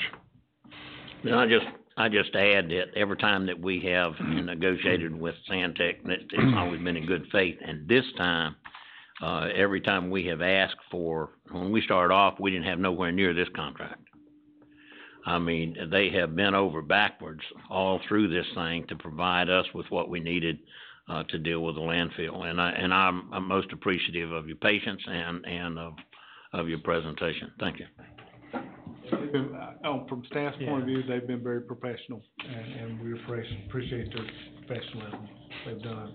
They've done everything we've asked, so. Thank you. Appreciate that. Thank you. Okay, next thing on the agenda is continued discussion on the opioid litigation. Chuck? Mr. Chairman, earlier this year, the Board of Commissioners received presentations from several national law firms that are providing counsel to counties and municipalities in combating the opioid epidemic. Since that time, the board has considered additional information regarding the public health crisis and the impact that this epidemic has had on Davidson County. Recently, I shared with you a list that was compiled by the North Carolina Association of County Commissioners with regard to the opioid litigation. And at that time, over 62 counties and a number of other municipalities in North Carolina have retained one of the several firms that are involved in this litigation. When we started talking about this 11 months ago, I believe that New Hanover County, North Carolina, was the only county that was involved. So there has been a considerable movement towards getting involved in that litigation in the last 11 months. These 11 months have been an extended process of research and learning about the public health crisis. This investigation has taken several different forms. There has been a working group of the North Carolina Association of County Commissioners. There has been a significant amount of information that has been forwarded by the North Carolina School of Government. I've been involved with the North Carolina Association of County Attorneys. We have heard presentations from the several law firms that are involved with this, and you have considered information both in the press, from professional journals, and have heard discussion from the directors of the Department of Social Services, from EMS, from the Health Department, and from the county manager staff. And so there has been a great deal of investigation and consideration about this topic. by the Board of Commissioners. There is before you tonight a proposed engagement letter with one of those law firms to provide legal services to Davidson County in the investigation of prosecution of claims against opioid manufacturers and opioid distributors. During the course of this investigation, the board has reviewed the culpability of the pharmaceutical manufacturers and distributors. It's reviewed the several different legal grounds by which the county can recover, including actions and negligence and nuisance. It's reviewed the significant expenses incurred in lost productivity, health insurance, criminal justice, social services, substance abuse treatment. If we were to call on any of our several department heads that are here tonight, if I were to call on Dale or Lillian or Larry from EMS and talk about whether the opioid epidemic has had an impact on the work that their departments do, I think they would very quickly say yes and say it has caused a significant expense to the county. I know one of the statistics that jumped out to me that I shared with the board recently was that 67% of the Davidson County foster care placements, 67% are due to parental substance abuse. If my staff, Sherry or Danielle, were to come up tonight, I think they might say that their experience is that that number is probably low, that it's unusual for children to come into care that in which there isn't some overlying mental health or substance abuse issue there. So we have looked at this for a significant period of time, and as a result of that, it comes before the board tonight to consider if it is appropriate at this point for the board to consider joining in this action to try to recoup and to recover the expenses that the county has experienced and will continue to experience. There is some uncertainty that is ahead. We did not know 11 months ago that the litigation was going to take off in this way. There are still several ways that it could go that are unpredictable. But one thing that is very likely is that if the county does not get involved, we risk receiving no recovery. One certain way to get nothing is to stay out of the litigation. The county will not incur costs in getting involved in this litigation, and this is very significant litigation. This is not something that we can do without the involvement of one of the several firms that we're considering because of the massive resources that it requires to bring this sort of litigation. I think I had shared with the board earlier there were some concerns about what would happen with regard to the costs or the potential of costs rising from the pharmaceutical companies as a result if we join in the opioid litigation. And I sent back to the board an email that I had from Chris DeBache, an attorney with the Kruger Dickinson firm, and she said if drug companies are inclined to raise the cost of their medication, they will do it regardless of whether Davidson County joins the litigation. There are more than 1,000 governmental entities in the MDL, the multi-district litigation, and hundreds more are bringing suit outside the MDL, so there's plenty of pressure on them already to raise cost if that is their response to resolving the lawsuit. When she came before the board back in May, I think that question was presented to her directly, and she said, as I explained then, we on the PEC, and that's the Plaintiffs' Executive Committee, the group of attorneys who are directing the litigation in the MDL, are hoping for a resolution that will prevent increased costs in connection to any proposed resolution. We're well aware of the lessons from tobacco litigation and are actively trying to make the resolution better than what happened in tobacco. So we've heard several presentations. I know the board has had the opportunity to consider this at least on one prior occasion, and I've tried to obtain and deliver to the board all of the information that I think addresses questions made by the board. And so I'm presenting to you tonight a proposal to enter into this engagement letter with Kruger Dickinson, and to begin the investigation and process of entering into the opioid litigation. You know, I think I've read everything you've sent us 2 or 3 times. I don't see a downside to this whatsoever. One question I do have, though, it's almost like when we're looking at bids on a project. Why is some attorneys charge 40% and some charge 10%? That is the breakdown internally for their attorney's fee. That sets out how the 4 different entities that are of the part that they receive as attorney's fees. That's how that attorney's fee will be split up. And that's based upon, I think, the anticipated work that those different entities will be performing. If successful. Yes. Yeah. Yes. Would this actually be the contract that was in the packet that we would be agreeing to? Yes, sir.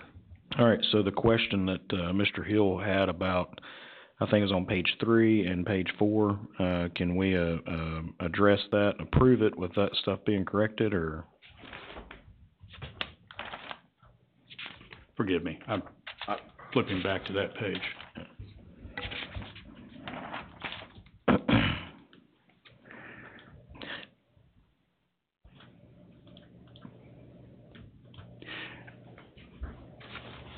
In all candor, I'm not sure I understood Mr. Hill's objection directly. I'd certainly be glad to confer with him. And I don't think that there's anything carved in stone with regard to any element of the engagement letter. Okay. Yeah, I mean, I hadn't looked at it since then. I just know if he brought it up, right. I wanted to address that. Yes. With no disrespect to Mr. Hill, I'm not sure that I understood his objection. Is that something that we could talk about now, or is this something we need to approve tonight? Or can you confer with him later and come back, or? With what I'd like to do is to get some direction from the board. I suspect this is a question of semantics rather than of material elements to it. I know I talk with Mr. Hill pretty much on a weekly basis, and he is very much a stickler for verbiage. Yes. Yes. Yeah. And sometimes that verbiage, I mean, the definition of "is" one time was a major national issue. I understand. So, yes. Yeah. But I'll certainly be glad to have that. And if it changes the terms of the engagement letter, I would bring it back before the board. Chuck, I do have a question of security as far as email correspondence. Yes. Trying to find it here. Considering the situation we went through a year ago, or within, you know what I'm talking about, the last year. Yes, sir. And our advisement from our, from Joel, as far as emails. You see what I'm talking about there? Yes, sir. I think it's on page 5 of the... Yeah, I've got it. Communication by email? Yes, sir.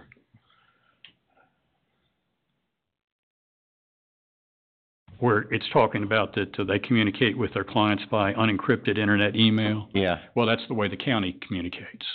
That's how I communicate with you and vice versa. What about things that are to be opened? This is external. This is not county to county. So I'm just asking that, is this something that we need to make sure that Joe's aware of? That yeah, I don't want to open the door for what we went through last year. I guess Joel's probably back filming this right now.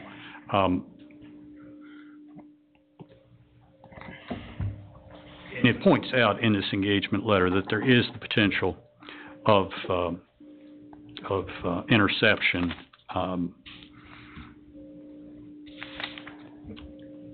We could certainly ask for that to occur by encrypted email. I don't think that there would be but a very small percentage of email that we would incur any risk if it were to be intercepted. Well, one thing that sort of got me thinking about this is the fact if you go up there under the, attorney-client privilege, when you're talking about the multiple parties, it's sort of, at first I had to reread it to make sure that it wasn't one action involving multiple parties. These are individual actions. Individual actions. Yeah, so with the sharing of that with various other entities, other counties, sharing of that information, we don't know what we're gonna pick up from them that may come back and be shared with us. And so I think we need to have some form of security look at this to make sure we're okay with it. All right, sir. Mr. Chairman? Yes. I'd just like to say I agree with Commissioner Truill. We've been on this for a long time, and we probably should have gone ahead and moved on this well before tonight. And I'm in favor of going ahead and moving forward with the recommended law firm. And I agree with Commissioner Truill again. It's been explained very well by our counsel that there's no risk of loss on this. And that's my opinion. And like I say, I think we should have moved before tonight. So I'm in favor of it. Okay, one other question, Chuck. Yes, sir. You want me to take that as a motion? You can. Okay. One other question. Well, we have a motion on the table to accept it, this agreement, and to move forward with the open litigation. Do have a second? Yes, sir. Got a second by Commissioner Truill. Is there any further discussion? I have one question.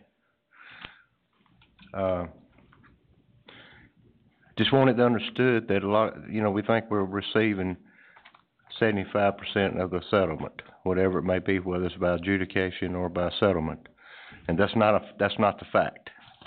Correct? Yeah. It's 75% less whatever the cost is.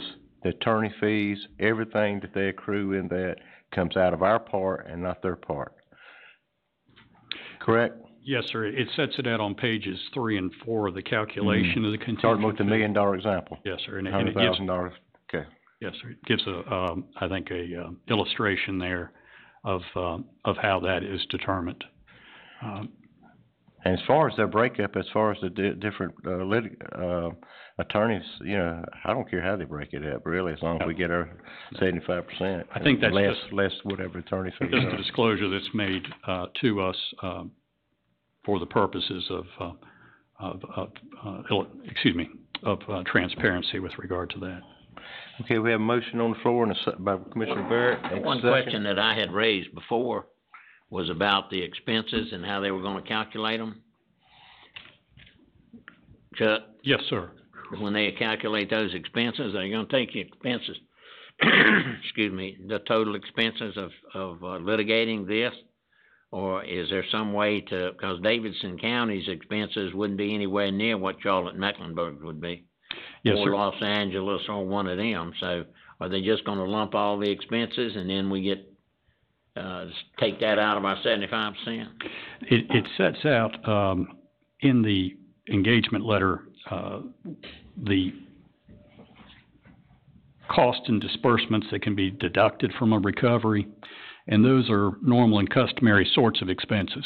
I think the challenge is going to be when you have that many clients, how do you break out the percentage of each of those? How, what portion is accountable to Mecklenburg County, for example, and what portion is accountable to a county that they're representing in some other state, and what percentage of that is apportioned to Davidson County?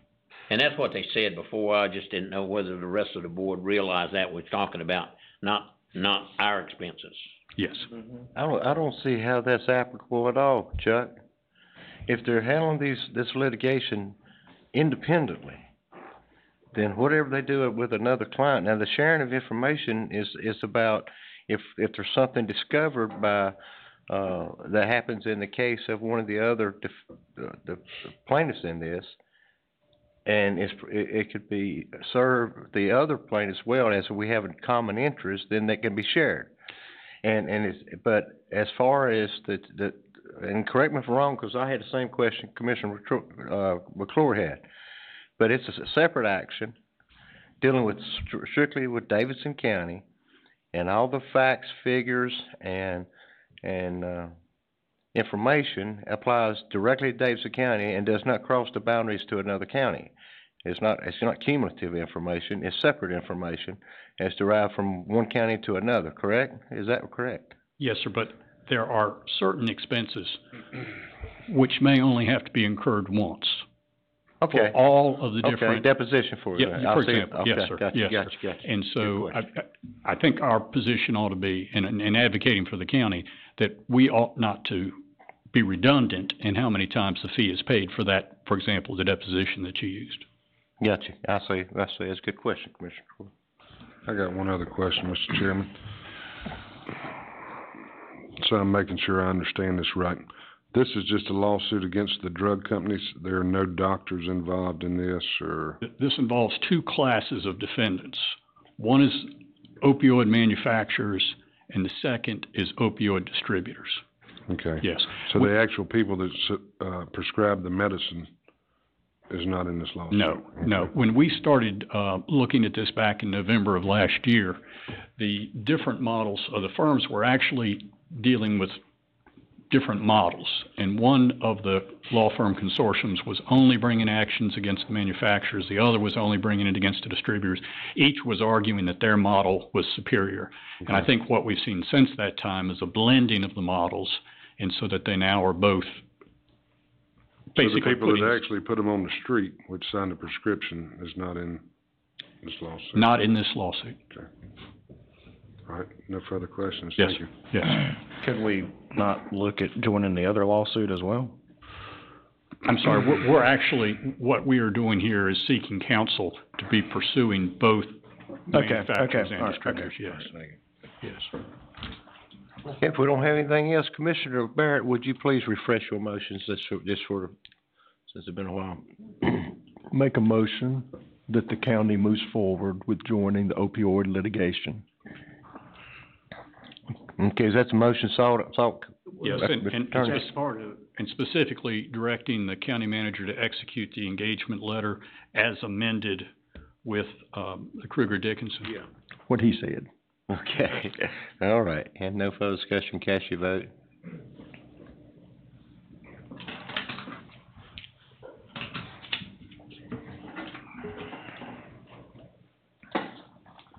All of votes are in.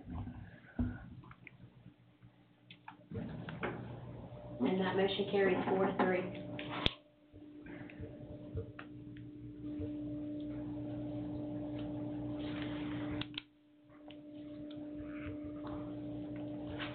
Can you put that up there again? I didn't. Yeah, I couldn't see it all either. I was trying to see how I voted. Gotta look a little bit quicker. I voted. I want to see how everybody else voted.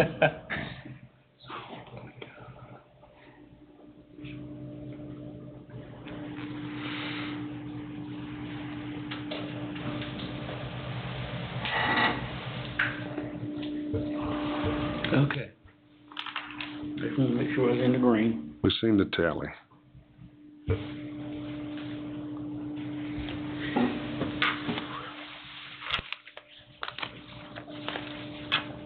Okay. 911 system project, tower bids and summary information. Casey?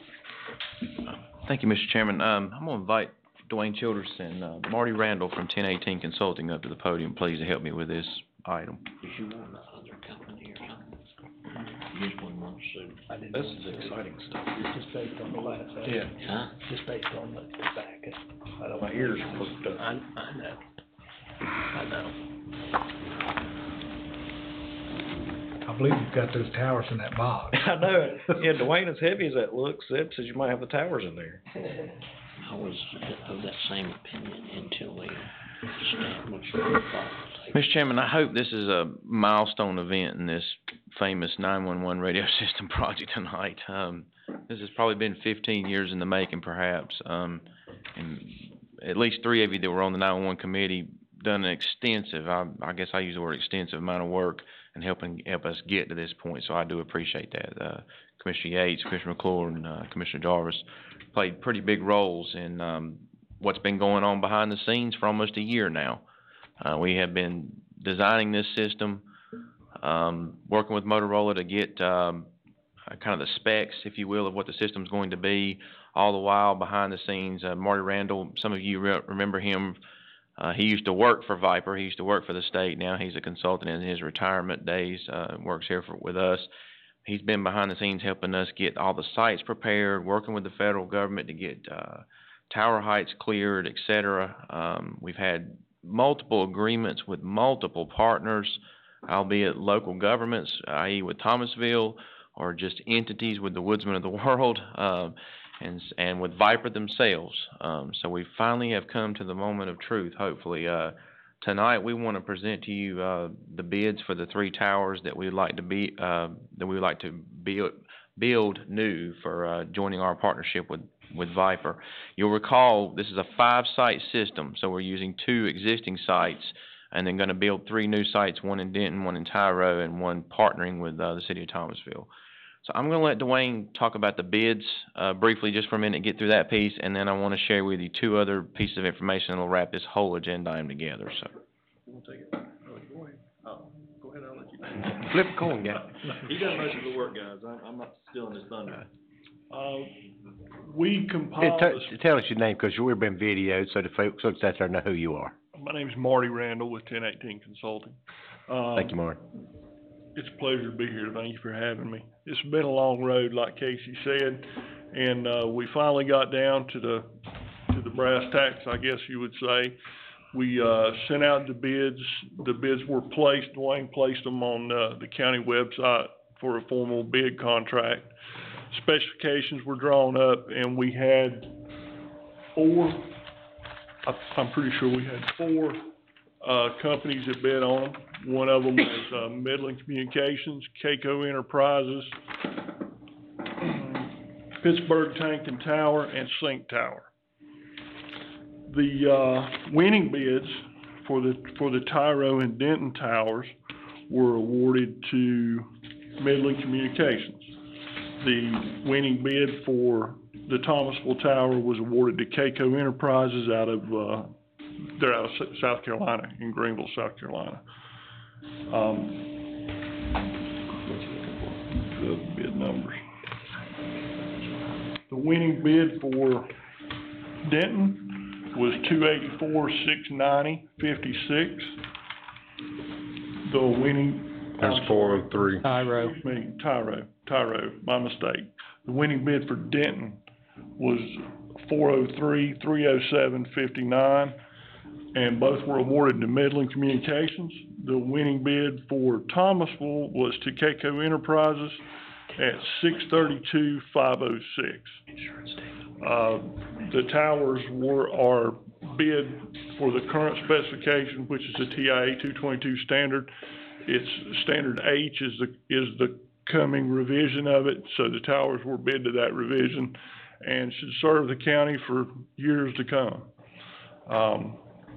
All 3 towers are manufactured by Valmont, which is a reputable manufacturer that's been in business for years.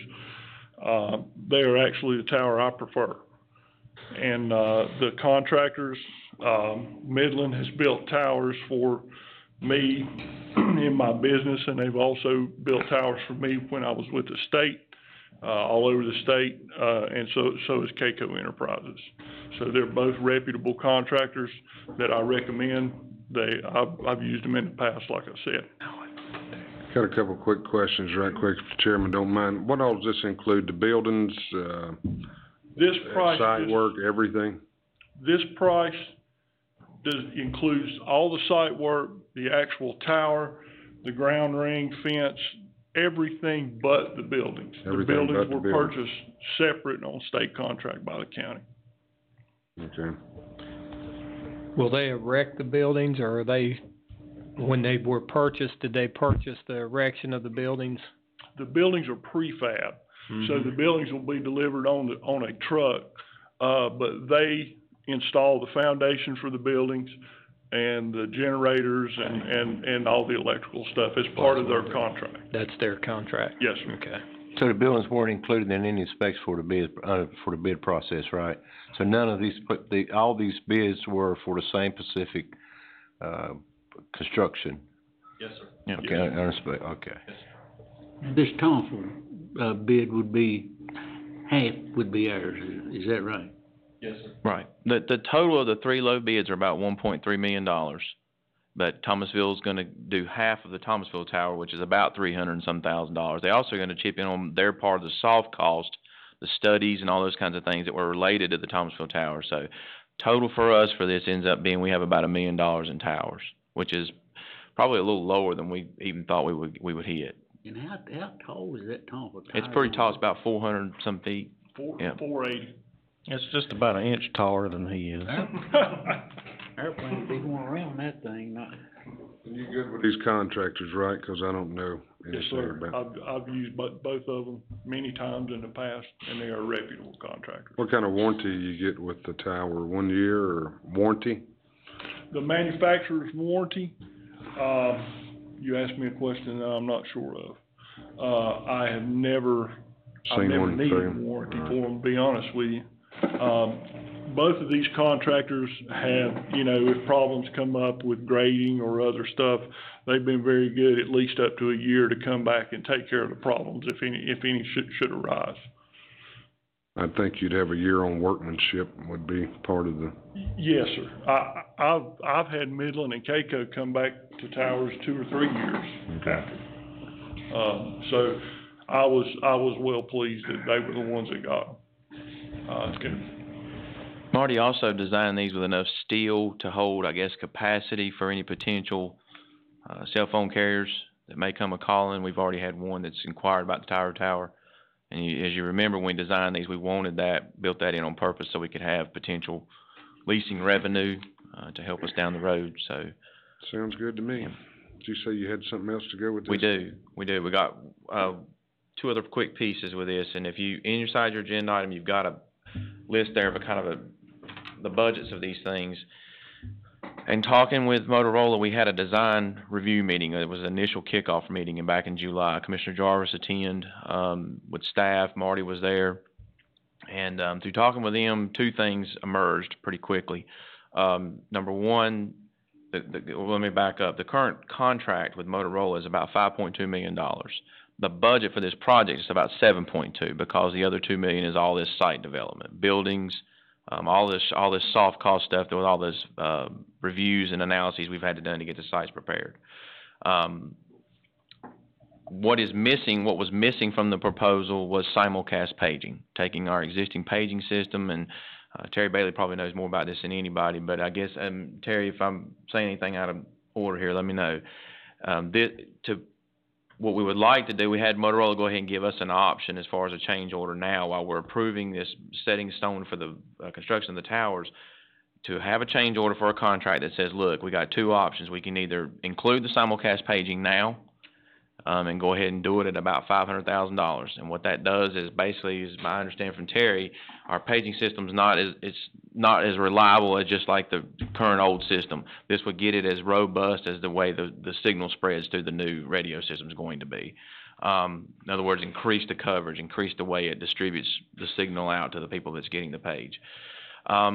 Or we can set up and we can get the antennas and lines just to set the towers up to be able to do the simulcast paging at some point in time should we choose. In other words, to buy that hardware. But while we had them on Motorola sitting here, I said give us a price for both. The second piece is radios. We had initially about 175 portables, I think about 50 mobiles. They totaled about $225 in grand total, about a $700,000 budget for radios. The manager and myself sat down with sheriff's office staff. We polled EMS as well, polled 911, but majority of it's the sheriff's office staff. And I did not understand until I talked to them that we don't have mobiles included in the vehicles. We did not do that, probably I think because we were thinking the signal's going to be not so good at 95%, they can just live with the portable. I guess conversations with their staff, I talked to Marty about this as well. We kind of took a look at some other counties. I think Surrey County had tried it. The manager talked to the folks in Archdale who have a small radius because they're in a small little town. I think what's going to happen is we're going to have situations, because as you know, it doesn't cover every part of the county. Signal's 95%. There will be places where it pings off a mountain or something like that, particularly down the south end of the county, even though we're building a tower. What I don't want is an officer in a car or anything where they have the portable, but they're in a metal car, they've got a metal vest on, and for some reason the signal don't work. And so we went ahead and costed out what it'll take to do 150 mobile radios, put them in every car. So the change order here, it takes the total contract to Motorola up to $6.2 million. Total cost of the project, $8.2, but the county's got $7 million in the project. In other words, we had to put up that much to make the project go. And so we got with Motorola to give us your best shot on pricing. They reduced us, gave us another $40,000 worth of discount on the radios, below the state contract, below where they even were. And again, that discount run through December 31st. So what staff's proposing is we go ahead and accept the change order to $6.2 million, adjust the budget to the $8.2 total, and make all that happen right now tonight while we're building the towers and getting all the equipment. That's a turnkey of everything that's needed, right? I think we're gonna regret, I think if we don't do it, I think we're gonna come back and wish we wanted to do it, and by then the pricing eludes us, so it gets away from us. So tonight is probably a night I'd like to go ahead and if we can go ahead. And again, we're doing all this, remember let me back up for one more second on the money piece. We were going to debt this project initially, if you remember, and so if you see the budget there, you see $5.4 million in debt, and now it's all in capital reserve. Back I think it was last February, after the financials closed, we took $3 million and moved it aside into capital reserve for this project. Well, how we're proposing getting the difference for this to finish this off is about another $3.4 million. That's coming out of what we just turned in this fiscal year. And we think we're going to turn somewhere in about $5.5–6 million. So we're taking from our reserve account, yes, but I think at the end of the day, what we took before, what we're taking now, we're probably going to be able to land somewhere in that 39 to 40% fund balance range like we were before. Get this project done with cash, in other words, it's paid for and done, and move our debt to things that we're going to do, at the courthouse and future things like that. So it gets it all done at 54 cents as well. So how did we ever get to the point where simulcast was not included? We've been talking about that from the day one. I don't know. There's somewhere along the line when we got into that meeting, we realized it was not there. It was not part of the pricing, and that may have been, how the pricing got to 5.2. So, I don't know. I don't know the answer to that question. Talking about two different things, aren't we? Aren't simulcast paging something different than we was talking about?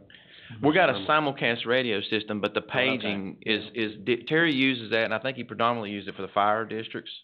And so it's not as reliable as it could be. It's kind of like the old radio system. This gets it to be simulcast as well. In other words, it makes it very robust.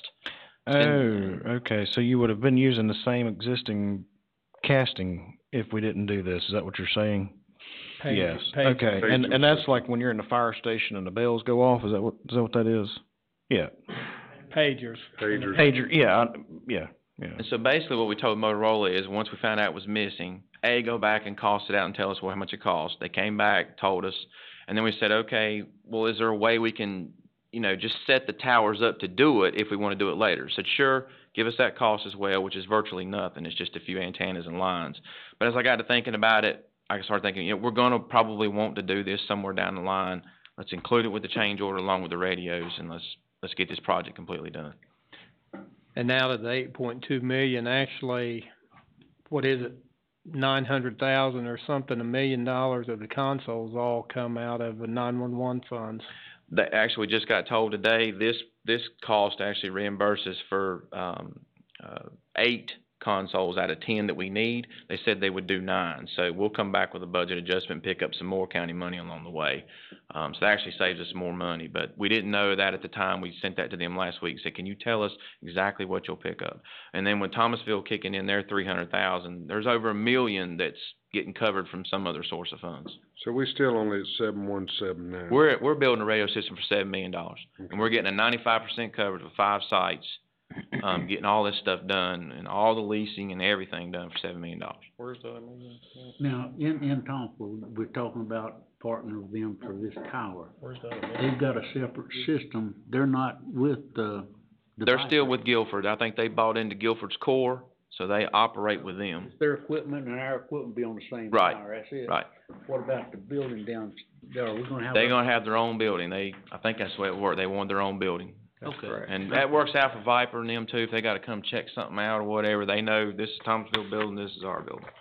So, is that all the parts that you had for this? Yeah, it's all in this stuff, so again, remember that equipment's getting donated to the state, so they've already signed off that they'll take, I think about $3.5 million worth of equipment. We're really into the sites is where our money went into. And the good news is, and this is where I want to give the radio committee credit one more time. Marty and I were just talking about this today. It's a small point, but it is there. I put a little bit of money in contingency for these sites, just in case we run into some kind of issues along the way. But once we sign this contract, you know, as we were looking at the numbers earlier, and you probably remember this as good as anybody, the contingency now is on our money. Does that make sense? It's not on Motorola's side. So we lock this contract in, we're locked in. If we save any money contingency-wise, it's in the sites, which is all us. So I don't know if we did that by design or by accident, but that's probably the way it should be. And I think more counties. I had a county call me recently wanting to know about the Viper agreement. There's going to be some more interest in doing it this way from other counties. So I don't know if we're setting some kind of standard or not, but it's, you know, Marty's heard about it as well. There's other counties that he's building for now that are asking, how did Davison do this? How did Davison do that? So, well, we're just I think we set the example for the paperwork to the state. They had never did a site exactly like well, it was a hard process, and Chuck was. I got to give thanks to Chuck for doing the agreements. Guy over here went. You know, we went to Thomasville and had to get a variance. We went to Denton, had to get a variance. So, I mean, while you guys, all the last year or so, that's all been going on just behind the scenes to get us to tonight. And so this is kind of the milestone piece where hopefully this is the last thing we talk about money. The last thing left is them final leases. Marty will give a copy of those specs to the state engineer's office, and they will produce those final tower leases. I'll put them on a consent agenda one night because we'll be done with it. And hopefully this whole project's done. One years we've been working on this? I don't know. It feels like forever. Years. I can go back to 2004. Terry says before that. One last question. Long time. Casey, Marty, either one. Does the purchase with Motorola have anything to do with like repeaters or anything at schools, or will the new Viper system work in a school? Do you know? I think there may have to be some repeaters in some places. You know, schools got those thick concrete block walls, and if you see on the little summary I've got there, it says portable 4 dB and light building. We talked about that as the committee went on. Like the industrial park's going to have some pretty thick buildings. There's going to have to be some of that. But this is 95%. They're going to guarantee it at the 4 dB and light building, and so that's I guess that's kind of standard. I mean, all right. Let's take that on a case by case basis. But what I'm saying is, and I understand the case by case, but will Motorola go back and work with us on giving us discounts on adding more stuff after we've already bought that? I can't answer that. I don't know. I don't know because I don't know even how much repeaters cost and how many we would need. Okay. I mean, I think we'd have to work with them on that. Of course, we'll have to talk to them. I don't know. Okay, because I'm hearing from LEOs that that's an issue that we need to look at. So, okay. If it's these thick concrete walls in some of these buildings, it does become a little bit of an issue. Current radios don't work. Yeah. But anyway, that's another conversation. Okay. You need a motion, Mr. Chairman? Yes, sir. Motion to approve. Second. Okay, motion by Commissioner Jarvis to approve. Commissioner Yates comes in second. Mr. Chairman, can I make sure we get in the recommendation, the three pieces? Yes, sir. We want to adjust the budget, like you to said, the attached project ordinance. There's a milestone sheet included in here Motorola has asked to be signed off on now that we've completed the design review. That begins the billing process. So the first 20% of this project will be billed to us. It comes in phases. It doesn't come all at one time. Okay, Make a motion to I'll go ahead and approve sign. all three Yeah. Okay. segments. And second, Commissioner. Okay, got a motion, Commissioner Jarvis, second, Commissioner Yates. Cast your vote. With no other discussion.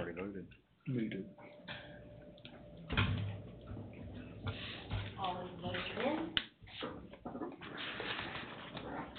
And that motion carries 7-0. Hallelujah. Fine. Closed session. Motion, closed session, has a second. All in favor? I was gonna say. Oh, I'm glad this is short. Yeah, me too.